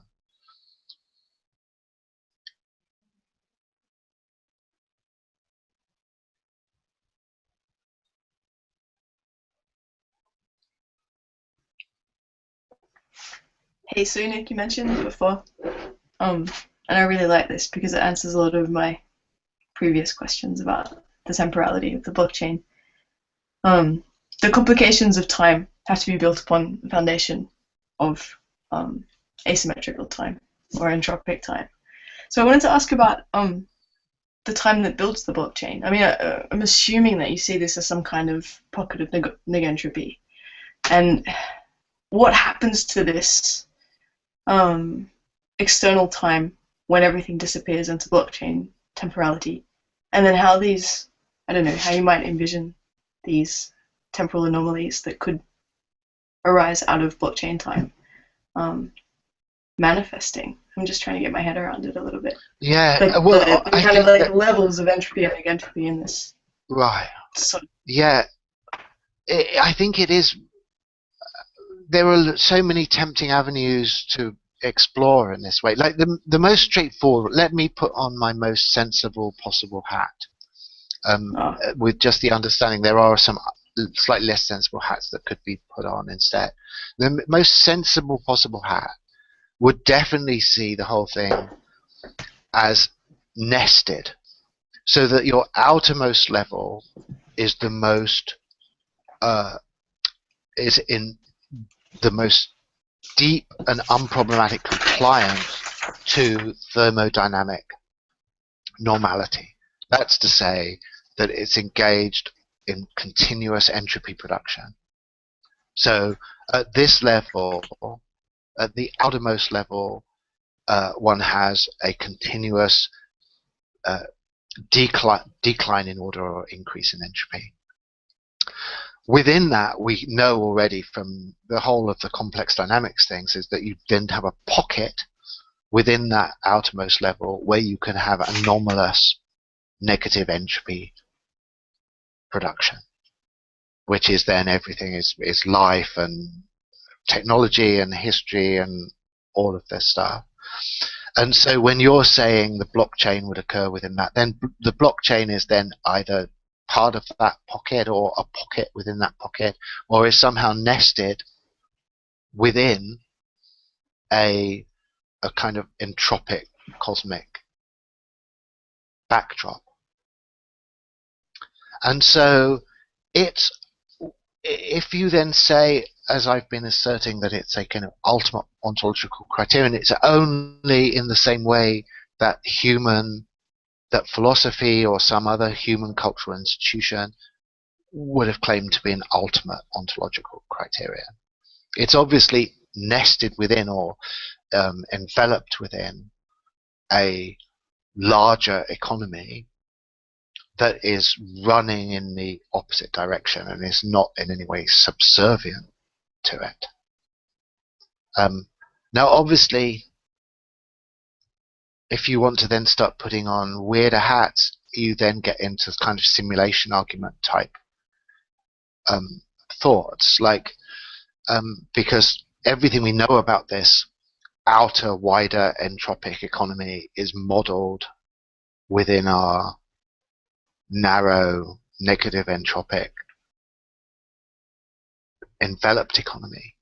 And the same with Bitcoin. I mean, what is ultimately under production with Bitcoin is a substrate for techno intelligence, serving as the ultimate criterion of reality. And its relationship to these, I mean, what it will ultimately think about these kind of simulation dilemmas, I think, is something we can only speculate about quite wildly, isn't it? I mean, whatever it thinks about the probability of itself being inside a simulation, I think will ultimately count, given everything that I've already committed myself to, it would have to be taken more seriously than anything we decide now about the probability of that intelligent system being inside a simulation. Cool. Because it's...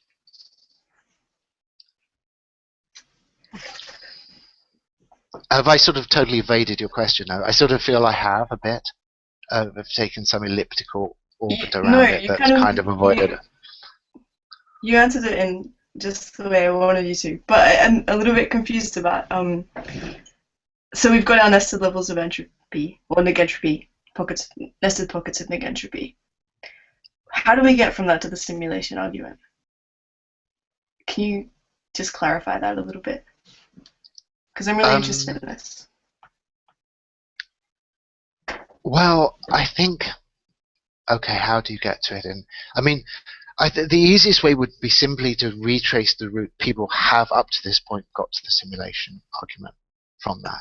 Because, like, you know, Nick Bostrom, who obviously didn't invent the simulation argument, but is by far the most sort of authoritative promoter and popularizer of the simulation argument, I'm assuming with some confidence would not call into question really anything that I've just said until we get to the blockchain, of which I've not heard him make any statement whatsoever.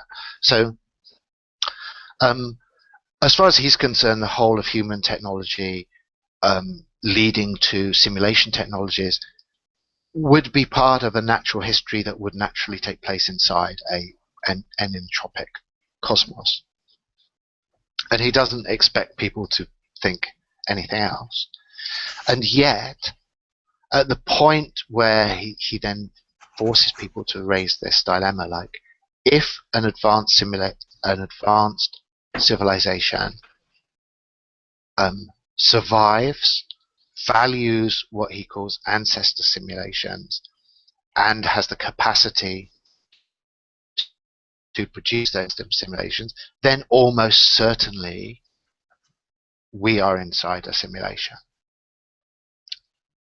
So everything that gets to that dilemma has come out of just mainstream, unproblematic, uncontroversial science. There's nothing, he's not asking you to make any assumptions, and now suddenly he asks you to make these three assumptions, or at least there are these three off-ramps. But if you obviously then say, well, we're inside a simulation, our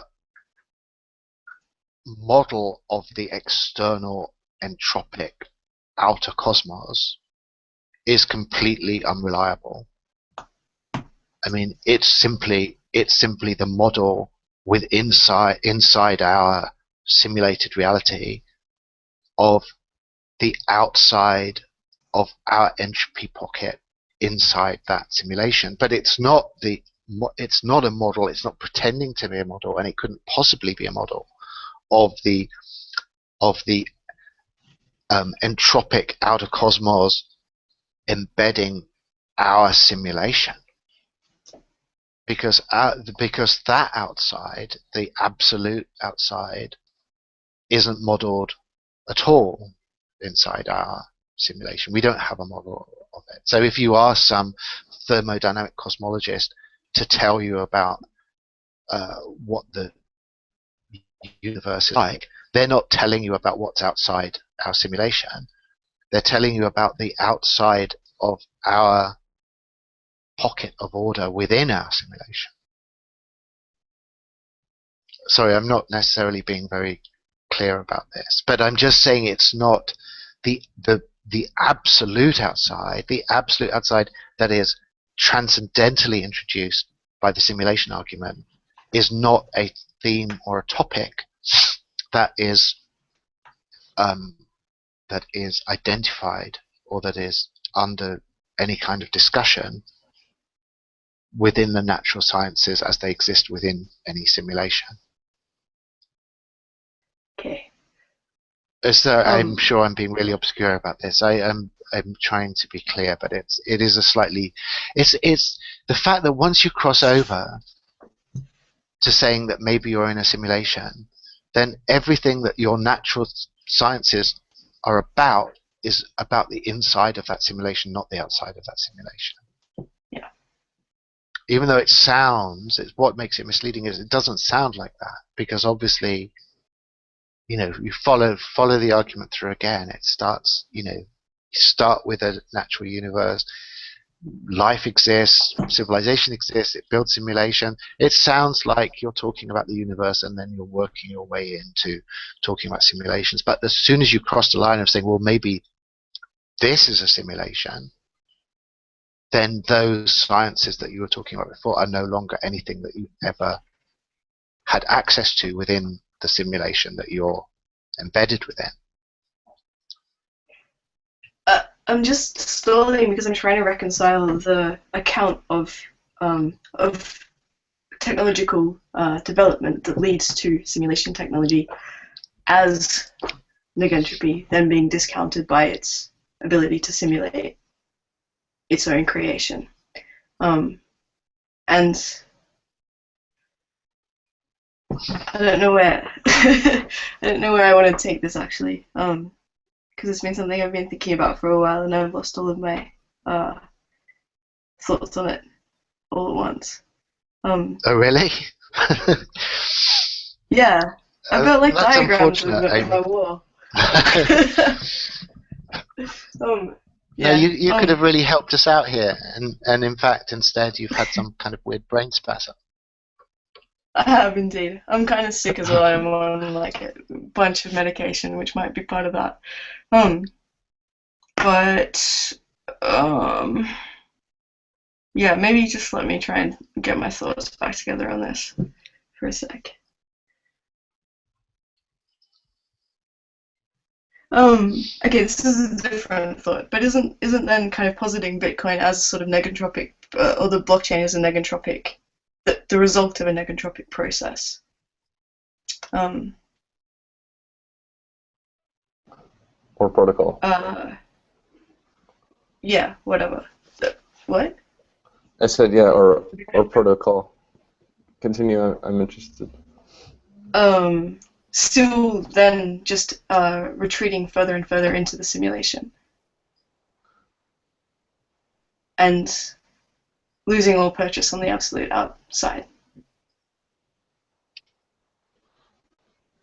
Well,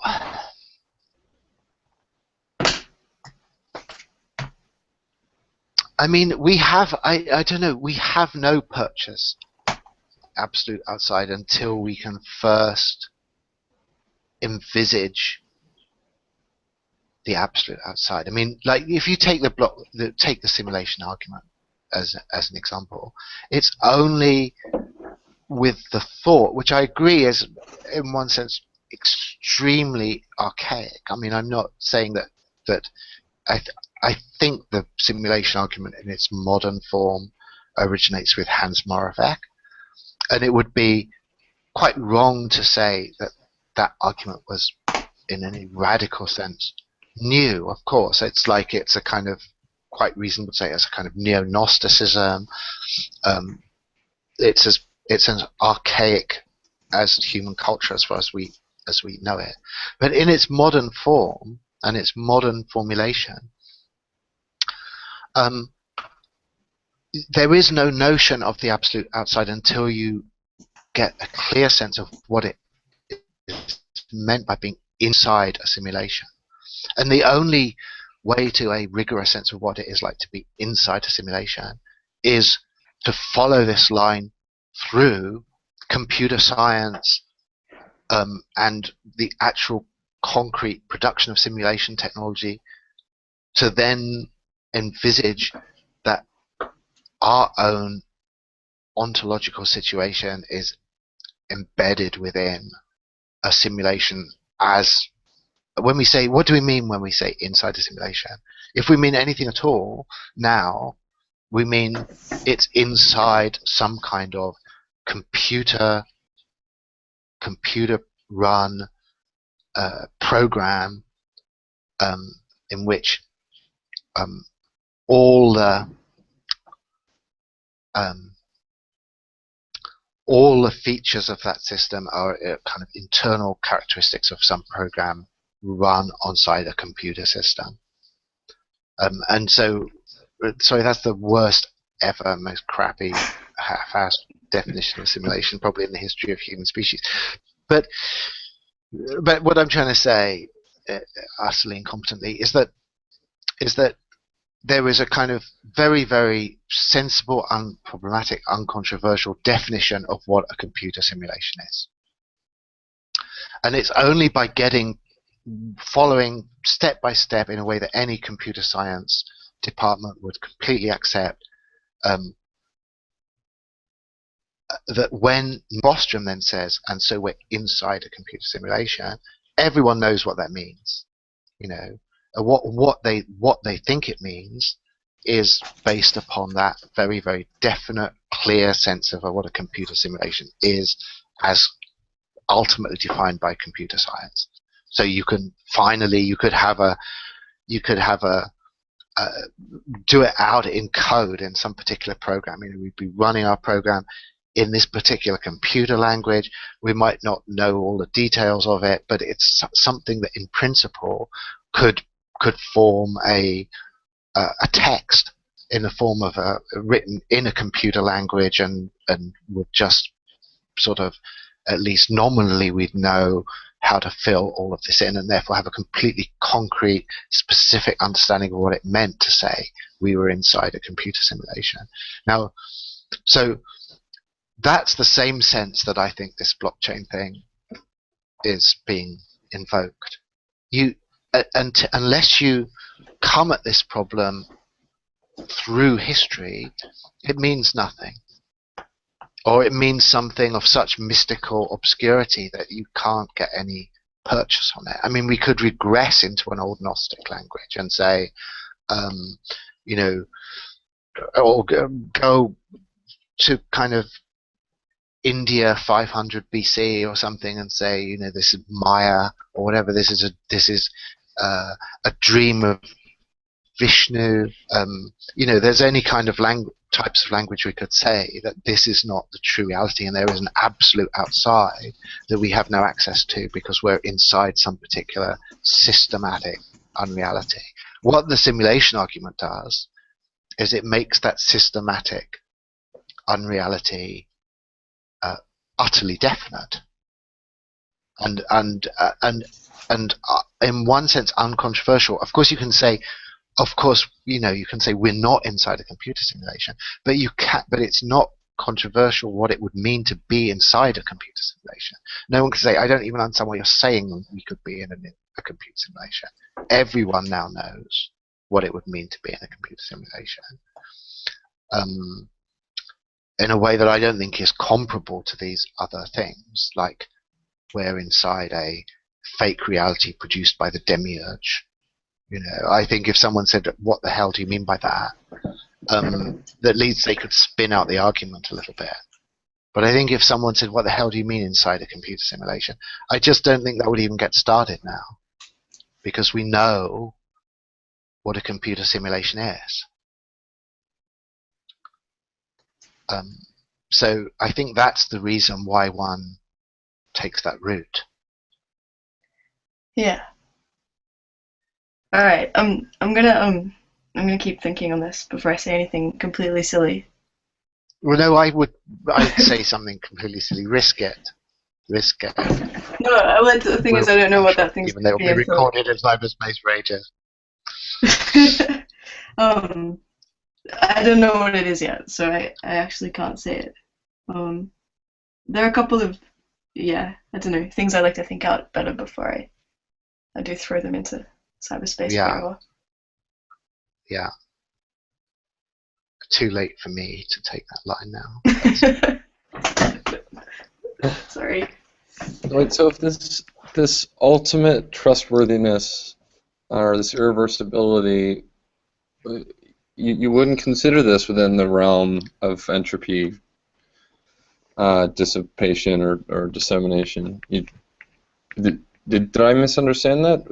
Did you suggest? No, it's actually the reason that Amy is having a kind of brain spasm, and I am also having a brain spasm simultaneously, if not exactly the same one that's by some strange entanglement logic connected, is that this is a very odd loop that gets introduced at this point, because obviously all the building blocks of thought that get you to this question of simulation are completely consistent with mainstream common sense scientific understanding. There's nothing really problematic about it. There's technical details that are problematic, but in terms of the basic narrative structure, it's utterly uncontroversial, and every step people can be basically just pushed along without any prospect of serious resistance. And then you get to this point of where you really do cross into what I'll call for shorthand the simulation argument. But when you cross that threshold, everything changes, because then what is your okay, let me just take one step back with this, because look at what an entropy argument is about. Mm-hmm. With an entropy argument, there's always something that is the equivalent of Boltzmann's value W. That's to say, there's the system that is being defined in terms of its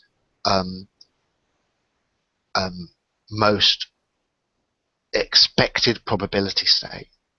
And that expected probability state of that system is your baseline of which everything else is then built. So we have the universe, which consists of a certain, let's just simplify it and just deal with particles, which is obviously Boltzmann's things, atoms. There's a certain number of atoms in the universe, and so therefore we have a kind of probability distribution based on all the different ways that those atoms could be arranged. And the sort of the max entropy state of that system is one of those that in terms of the macro state of the system are overwhelmingly most probable distributions in which you cannot significantly distinguish these distributions from each other. So actually there's a kind of not infinite but massively large number of distributions that are all different, but in terms of their macro properties are indistinguishable from each other. That is just a hissing, more or less homogeneous distribution of atoms in space. And so when you move towards macro distributions that are distinguishable and have certain features, you're then moving into greater and greater states of improbability, and therefore you have declining entropy.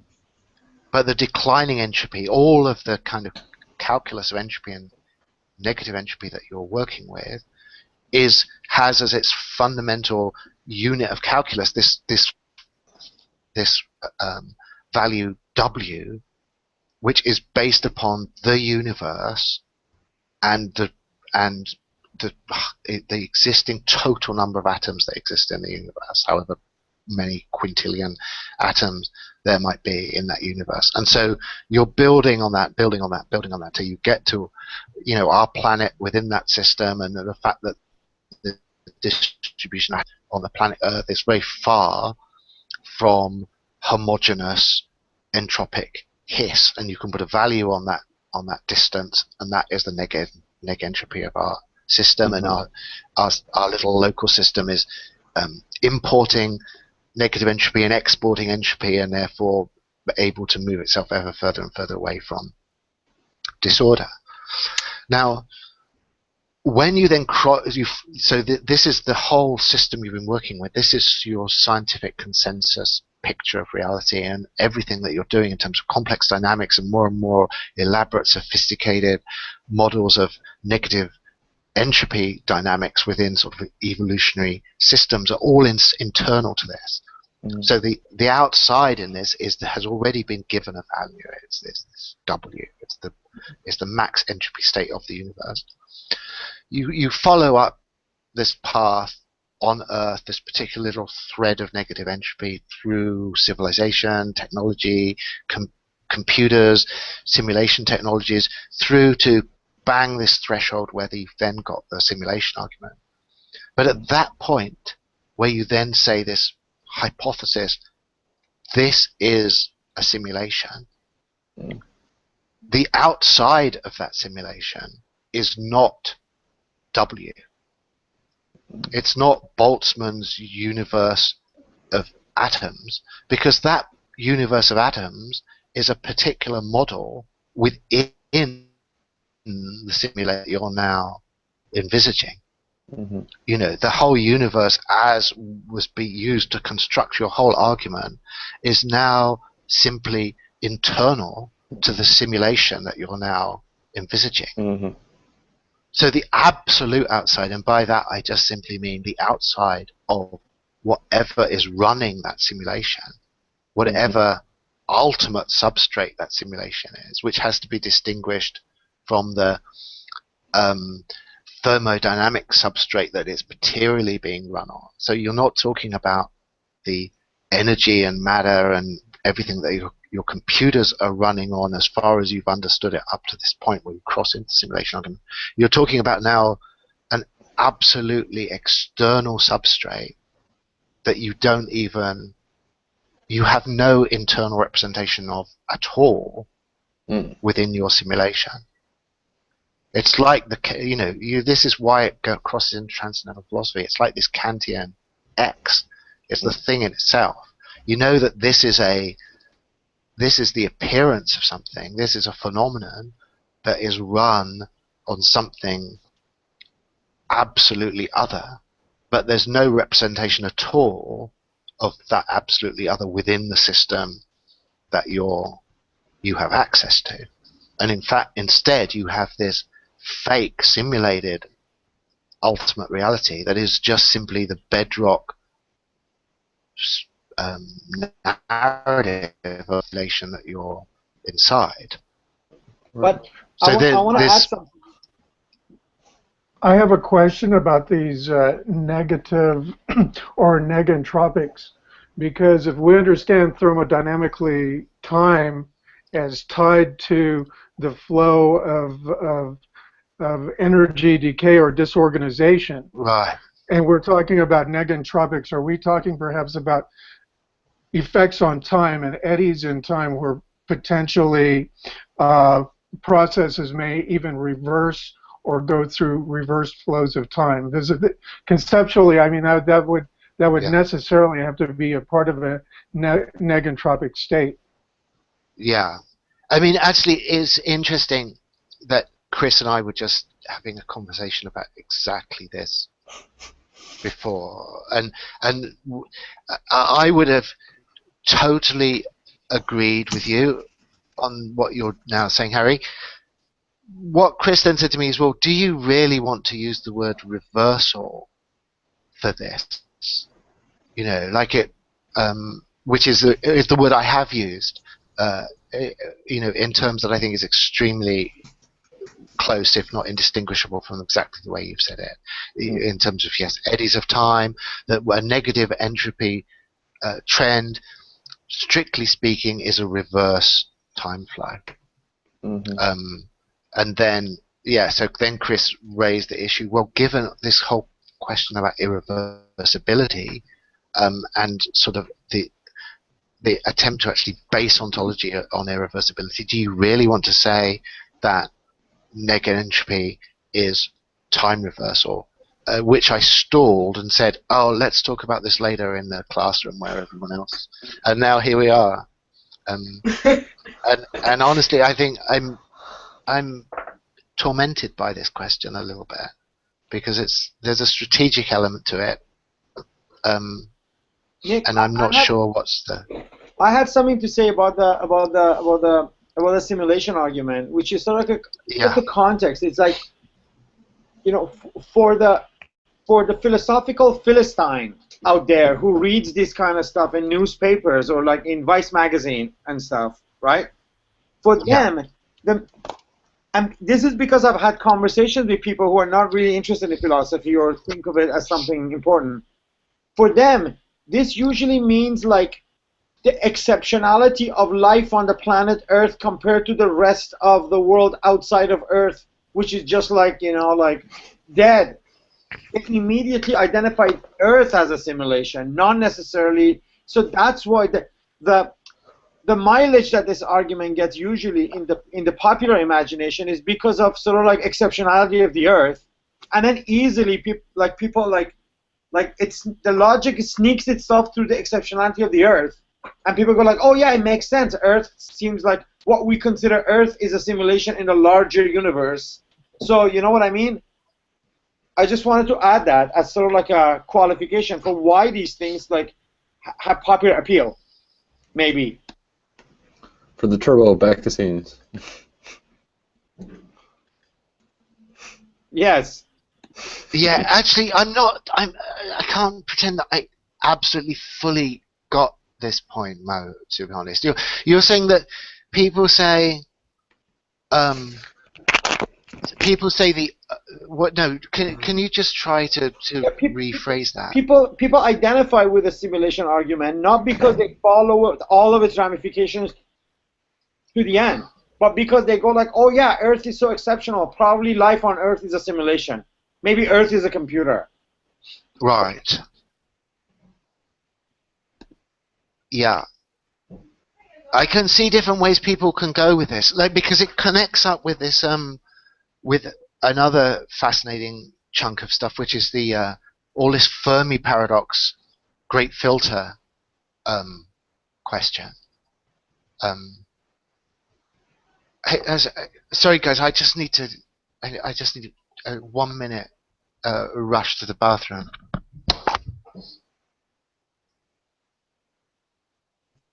I didn't really get what you were saying, Mo, about the Earth being a simulation. No, I'm not saying I don't think Earth is a simulation, but I'm saying the type of like the simulation argument hijacks the popular imagination because of the Earth's exceptionality to the rest of the known or unknown universe. So easily you can say, oh, that's what it is. That's why life on Earth is so different than the rest of the universe, because it's a simulation. It's not really real. This colorful world with the blue sky and all this is all just. All right, it's gonna highlight graphics. Because reality is all like black and like it's like space.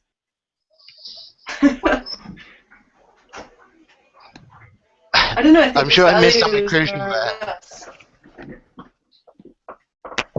Don't take it seriously. It was just like a footnote.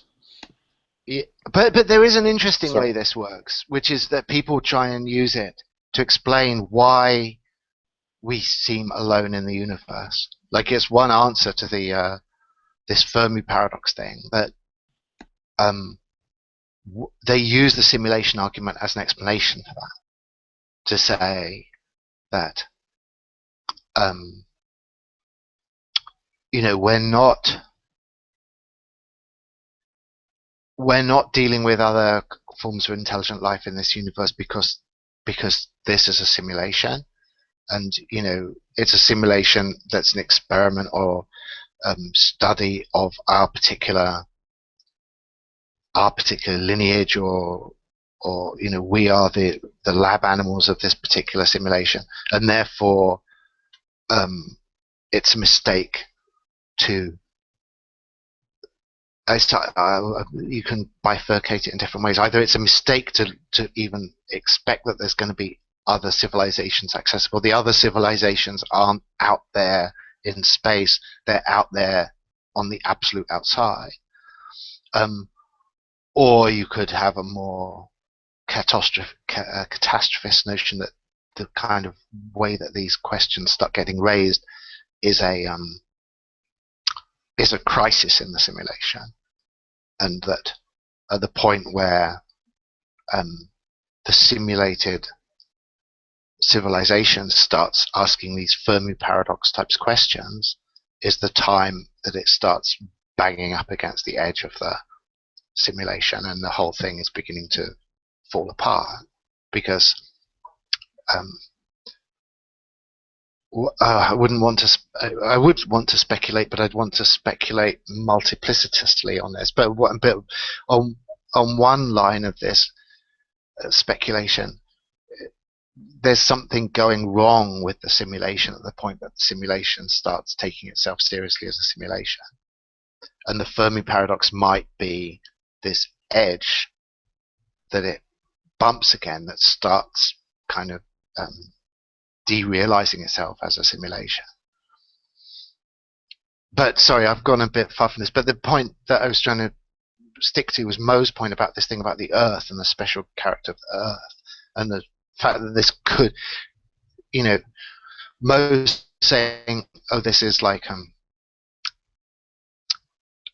a sad and confused anthropo or terracentric error, and I'm sure it can be that, but it can also be something else.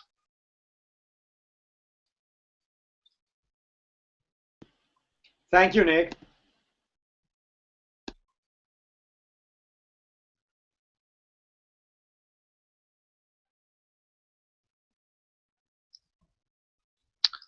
So, without wanting to preempt the fact that people aren't following this stuff, which would be great if they did, but I just remind people that everyone ends up writing something for this. I've been sort of talking to the guys involved, our masters, our hidden Tibetan masters behind this seminar, and so everyone ends up writing something which of course I'm hugely excited about seeing. So this is a opportunity to talk about that if people want to, and the kind of things that they think they might be doing.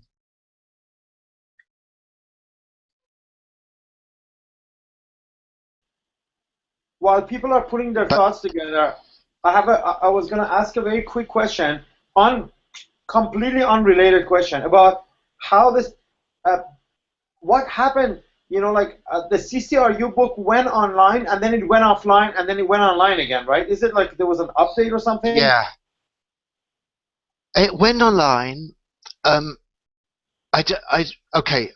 think the quickest route, even though it's a little bit boring, is to actually tell the whole story. So I'll tell it really quickly, which is that I don't know whether people know this Calibre thing, which is an e-book publishing system. So the book was put together in Word. It moved on to Calibre. Calibre was translated into this software called AZW3, which is the e-book editing software.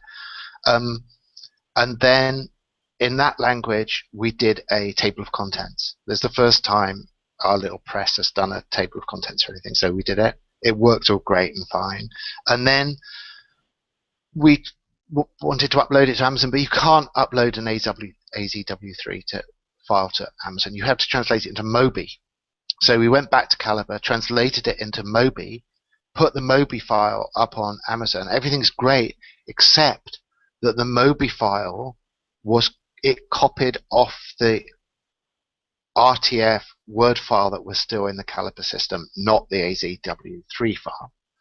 So it didn't copy the table of contents across.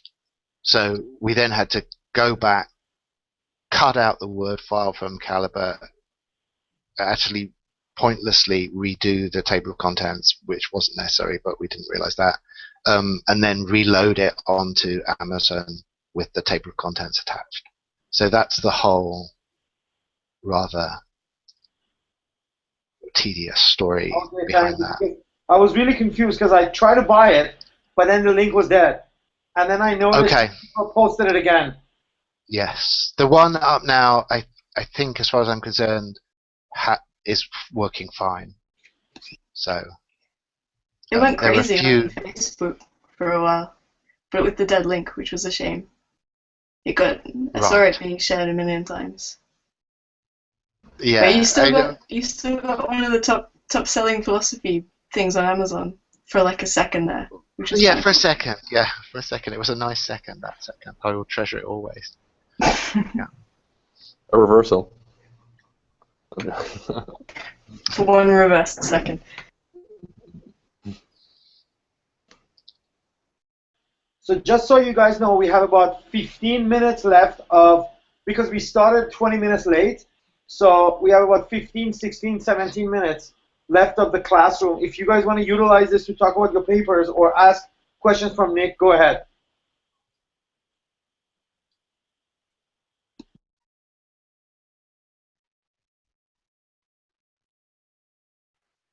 Okay, I have a question. I don't know if this is what I'm going to write about, but going back to to this idea that, no one knows what a coin can do, or this, potentially this economic logic of reality. Would this go back, well, would this relate perhaps to an idea of like a general economy, like, going back to Bataille, Derrida, Laruelle as well.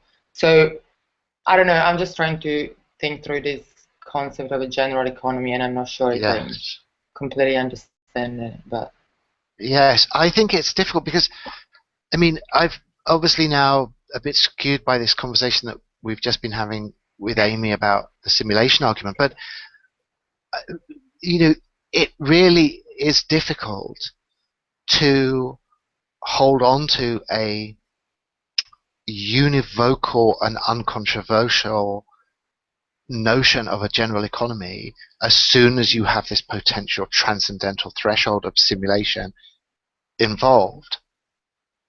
Like, it's totally fine if we just everything that we were talking with Chris and all of this about you know, if you can start with Boltzmann's W, if you can start with the universe of atoms, then yeah, you've got your general economy, you know, and you can nest within that, and you have restricted economies within that structure, no problem. But as soon as you have these fundamental transcendental catastrophes, even as possibilities, then the notion of a general economy, I think, becomes really complicated. I'm not saying impossible, but at least complicated. But for instance, I don't know, like in a way, the idea of like the simulation argument somehow made, I don't know, to me kind of reinforces the idea of a general. If I don't know, thinking about it, if the world or reality is like somehow a computer simulation, there is an economic element or an economic yes, perhaps tradition in computing as well, right? So even the idea yes, of entropy and entropy, you were saying before, import and export of entropy, it kind of, I don't know, made me think even more about this idea. I don't know, like. No, sure, there is always going to be a general embedding economy. I think that's I certainly think that is fine. But the trouble is you don't know at what transcendental level that embedding occurs at. You know, so there's a totally fascinating, detailed, rich, complex dynamics narrative that would have as your ultimate outer reaches of your general economy would be the entire ocean of elementary particles in the universe. And no one could diss the grandiosity of that story. It would be extraordinary. But that is not your general economy as soon as you succumb to paranoia about the simulation argument. Because all of that is then just simply narrative filler within a particular simulated order, and the actual general economy is what is running that simulation, and what is running that simulation is not accessible within the simulation. Yeah, but then perhaps it would become not as much of an ontological argument, but more of an epistemological. I mean, even the market isn't like the market like an epistemic, like, I don't know, entity, perhaps, in the sense that relates to circulation of information and knowledge more than what actually this information and knowledge is, or even what money is. No one knows really, right? So we've been talking about money as like a semiotic, like, I don't know, element. So I don't know, I'm not really sure. I'm just trying to think like through this idea. But yeah, definitely like potentially, I don't know, if the universe or simulation, yeah, the actual economic agents would be beyond that, I guess. Would be beyond. Well, yeah. I mean, I don't know. We've approached this simulation. Beyond the simulation, right? That's what. Yeah, beyond the simulation. Yeah, yes. Yeah, that's what I meant. Sorry. Yeah. Yes.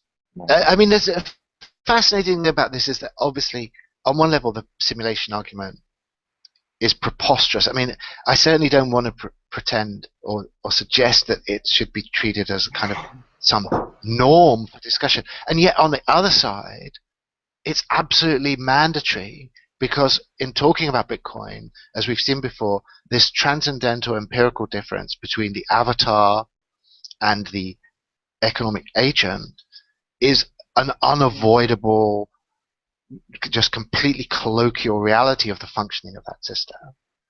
So you have this, let's just say the simulation argument is actually these two things operating at these two different levels, one of which seems to be a kind of extreme, hyper-metaphysical, speculative venture of thought, and open to derision on that account. It's not like I would deride it, but I think equally, I think you have to be open to that, the fact that it's tempting derision, and on the other side, it's something that is so basic to people's everyday social practices now that it's beyond any kind of real question. I mean, everyone just works with avatars. Everyone knows that they enter a system, operate within that system, and are not themselves actually fully integrated in that system and exist outside it, and that they can therefore have artificial identities operating within that system that they do not themselves like I don't want to say enjoy. I don't know what you do with an identity like that if you coexist with it, but so that to me is a sort of interesting thing about this, that you're sort of, or you are kind of already inside this simulation argument as this inextricable element of this discussion, just simply by the fact that we've seen the way these online machineries work now. And obviously that's why the simulation exists now at this time in history. It's not an accident. It exists because it's intuitively plausible to people because they know what it is to operate avatars.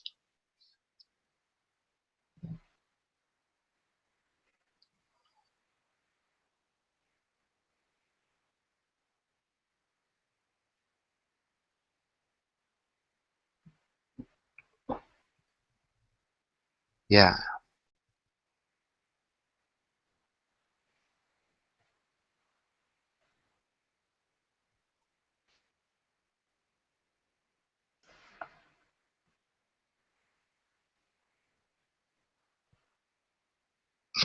I don't think you guys are waiting for me to say something, right? Actually, I was sort of like looking at here as everyone can see a little thing like what's running the simulation isn't accessible inside the simulation.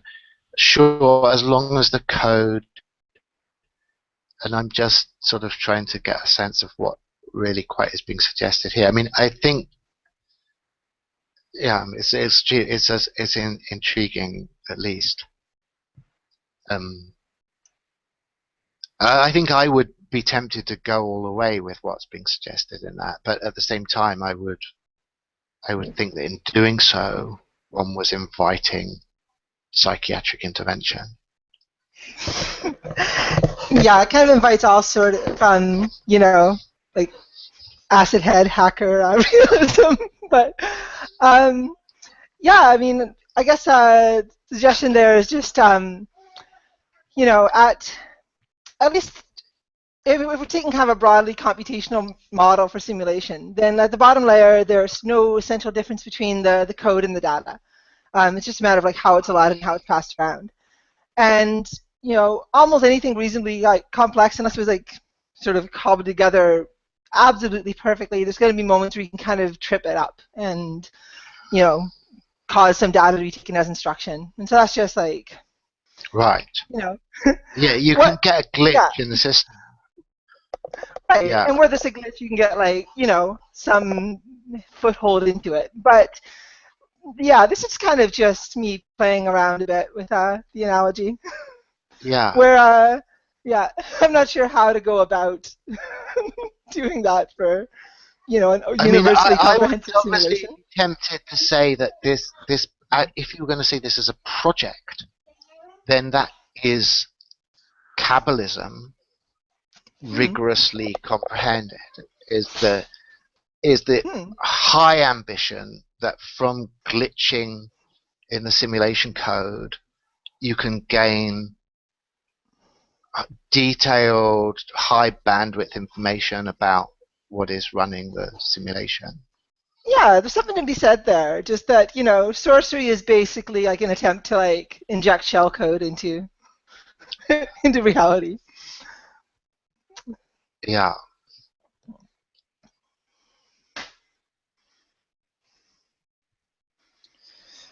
I could ask, if I might, I don't want to derail anything, but a general question about the transcendental, transcendent framework. I'm afraid to ask it only because we've gone over it so much. I maybe need to just go ahead and look back at the other classes. But the question has to do with the transcendent. Sorry, I kind of just woke up. The transcendental, which you spoke of in the beginning of this seminar, with regards to time, and you said a beyond, or a before and a beyond time, or irreversible time.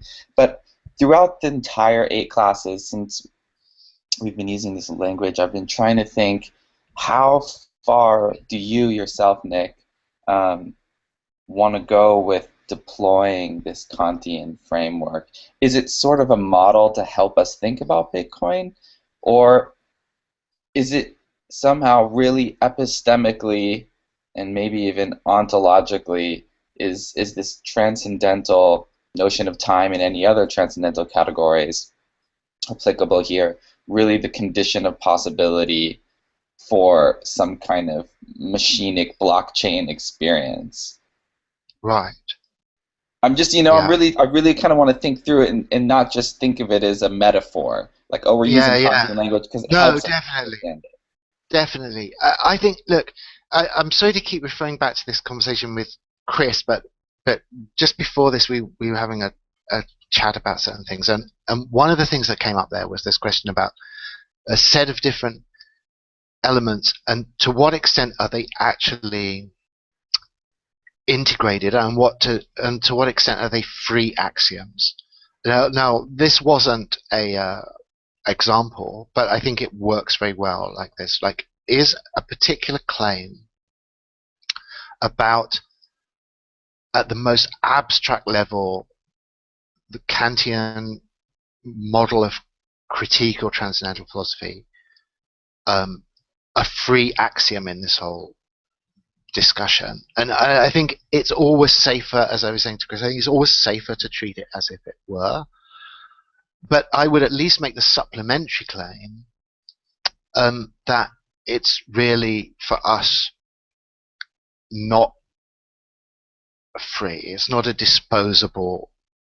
It's not a disposable assumption, and that philosophical modernity, in a way that is inescapable, short of a kind of in principle unintelligible catastrophe, is structured in this way.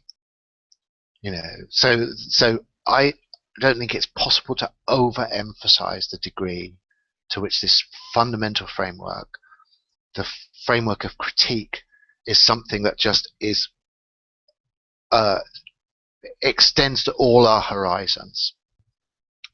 Now, obviously, that in itself is a controversial claim, a hugely controversial claim, and the whole history of modern philosophy, in a way, is a negotiation of that claim and a challenge to that claim.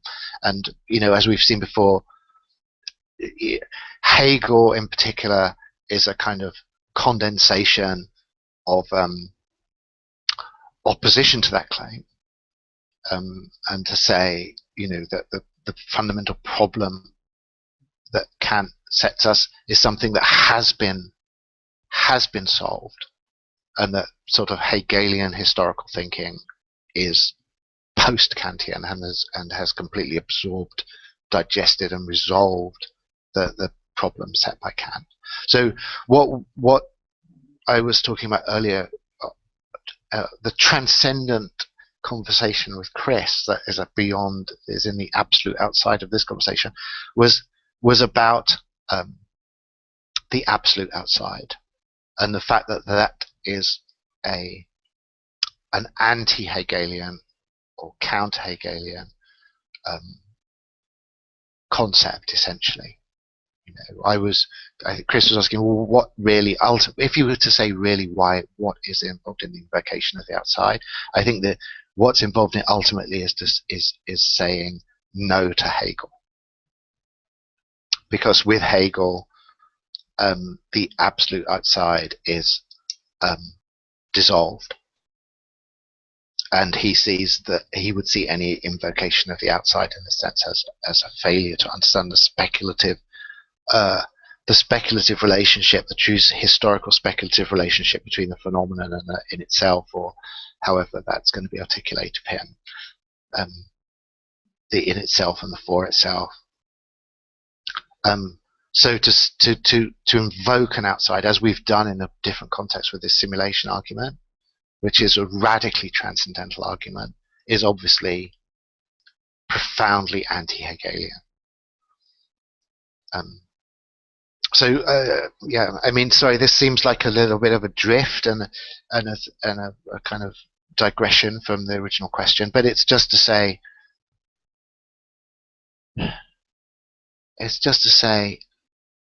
to go back to your initial question, to what extent am I proposing that we are captured, or sort of that we have as our horizon this transcendental, critical, problematic, is to say, yes, that is something that I'm proposing, but I realize in saying that there's a kind of Hegelian antagonist in the wings that would refuse that. Yeah, that's great to keep that on mind. Let me rephrase it in one question, which is to say, how important is it to keep thinking about the transcendental as the condition of possible experience, then, in the traditional Kantian sense? As the conditions, it's what makes experience possible. It is the conditions of possible experience. It seems like does that kind of drop out? I think if it's interesting, it drops out for me a little bit because I think that it just leads into phenomenology, and I think this is a wider problem than phenomenology. So, for instance, if talking about blockchain, we're talking about the transcendental system is the Bitcoin protocol, and the empirical element is the commercial events that are happening within that, registered upon the blockchain.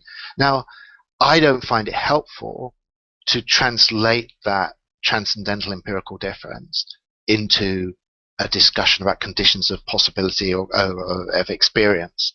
You know, I mean, what is or is not being experienced on the blockchain is, to me, a massively secondary, marginal issue.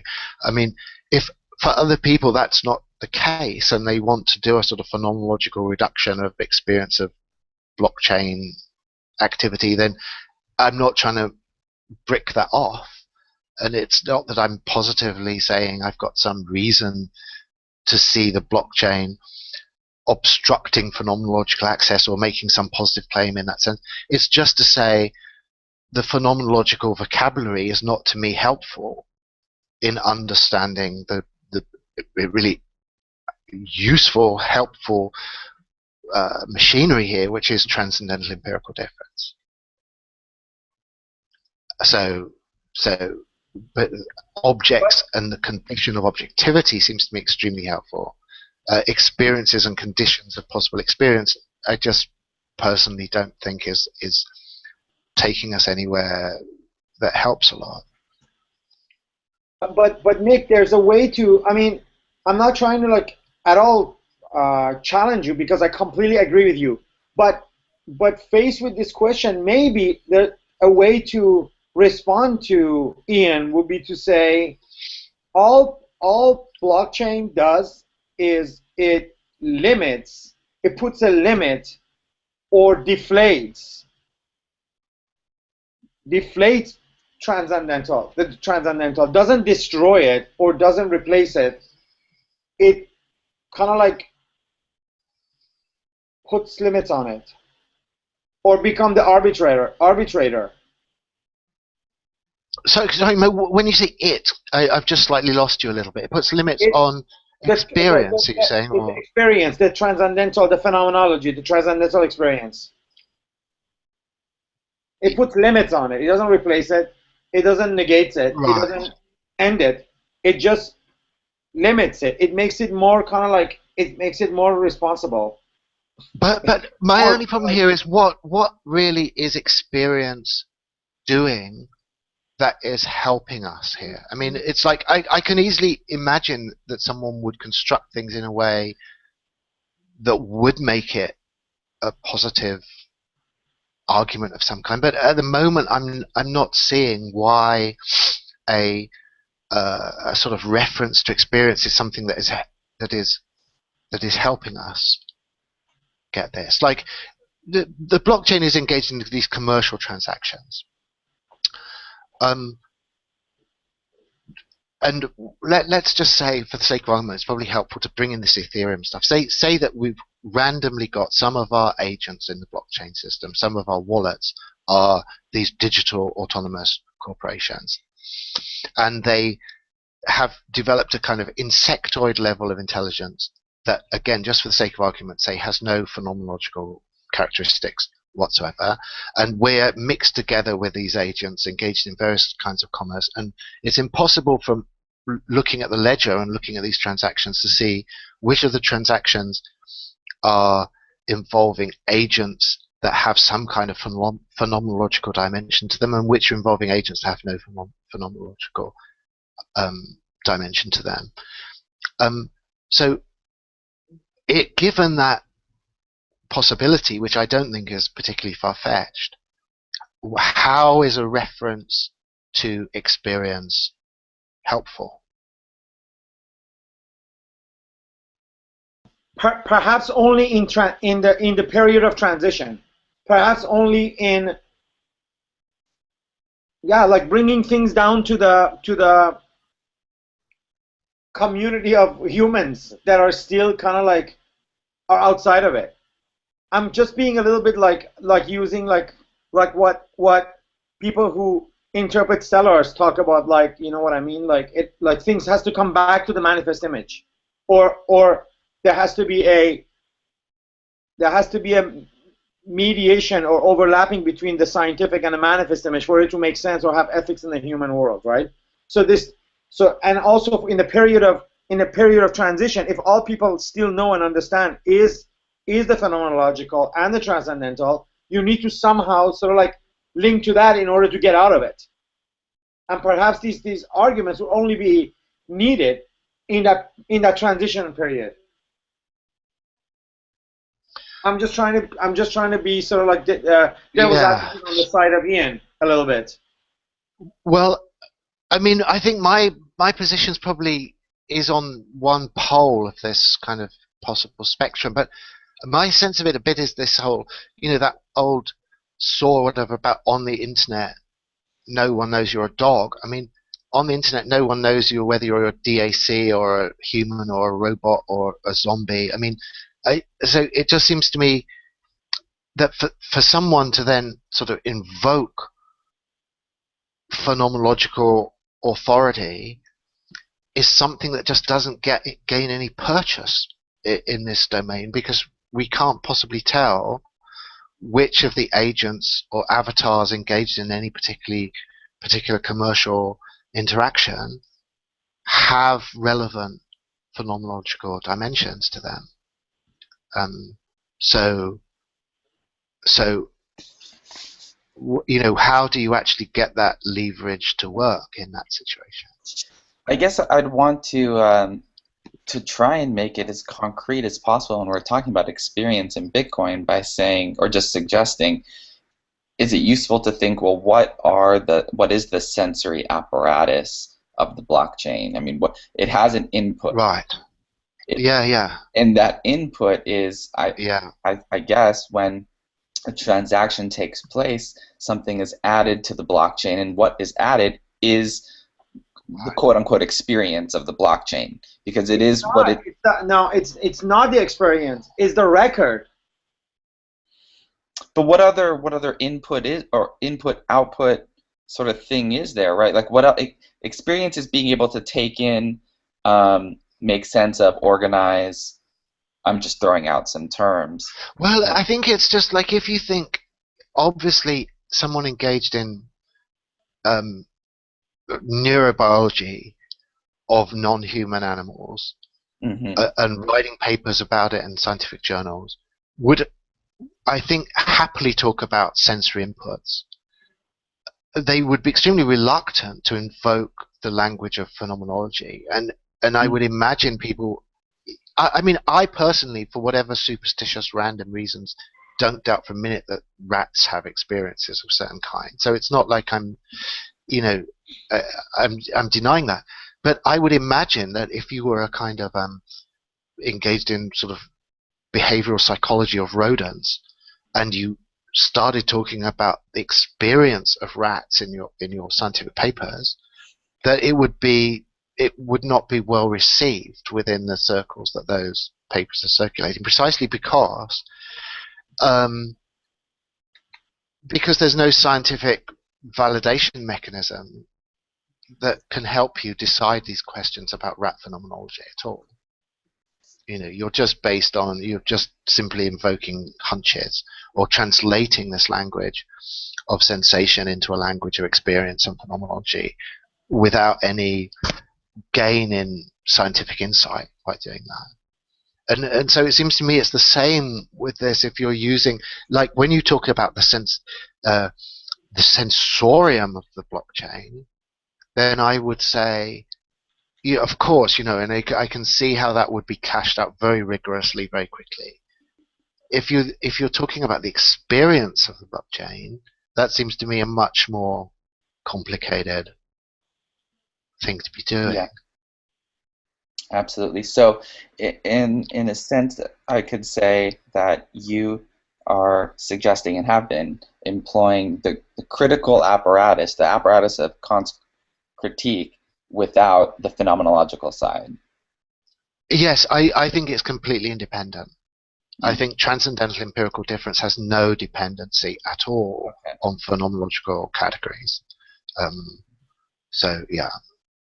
But the epistemic side is still important in the sense, well, I'm asking myself this question right now, and how about the notion of reason, then? Critique as being that which places limits on reason, or at least it discovers the boundaries, the place where reason ends. I mean, maybe is that language also kind of can be dropped out? Well, I think it's all very intrinsically determined. So, I mean, if reason is just meant in Kant's sense, as processes of cognition that can proceed without reference to experience in his sense, and in experience to his sense meaning to the understanding, to sensation, then I think that there's an internally defined set of terms there. I mean, look, in talking to you now, I've used the notion of experience in Kant's terms, and I guess implicitly what I have to be saying here to be at all consistent is that it seems to me there's a Kantian usage of the term experience that doesn't necessarily require deep phenomenological commitment at all. It's basically just a way of saying that you're dealing with the understanding and with sensation and not with pure reason. Great. I think I'm a little bit clearer now. I wanted to ask that since the last class, and it's something I'll keep thinking about. Yes, I mean, I think there's a task that I know I haven't at all done for this, which is a systematic translation of the language of Kantian critique into the language of the Bitcoin protocol. And I'm sure, there's a lot of sort of rich detail that can go in there, and I don't for a minute doubt that experience could be translated into it, as long as it is used in a strictly critical technical sense. But and also, sorry, this is, oh God, Amy's saying no.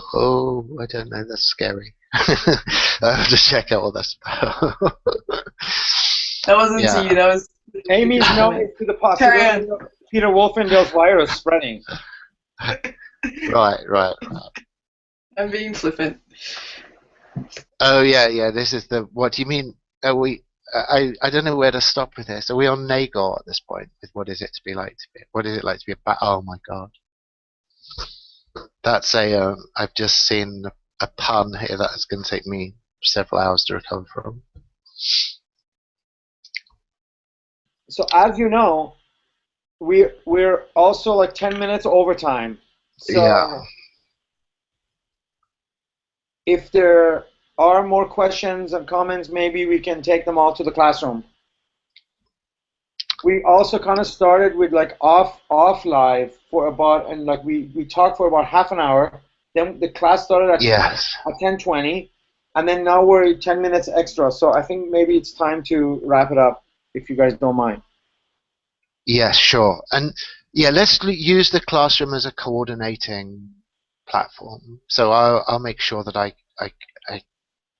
keep up to date with what people are saying there. And if people want some other opportunity to thrash things out or discuss it, it's definitely something we can arrange for sure.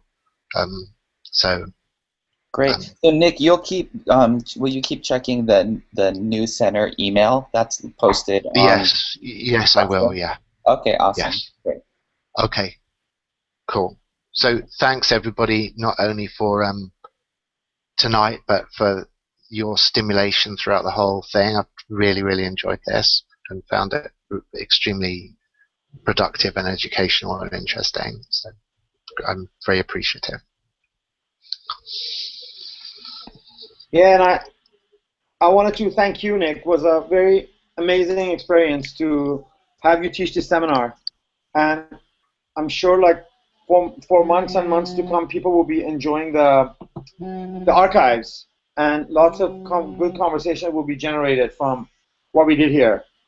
And thanks to everyone. So I'm gonna end the seminar, and thanks for being with us for the last 8 weeks. Bye bye. Great. Bye bye. Thank you. Thanks. Oh, I already copied. Bye. Thank I already you. copied the sidebar notes. They're all in the classroom too. Great. Okay. Cool. Oh, God.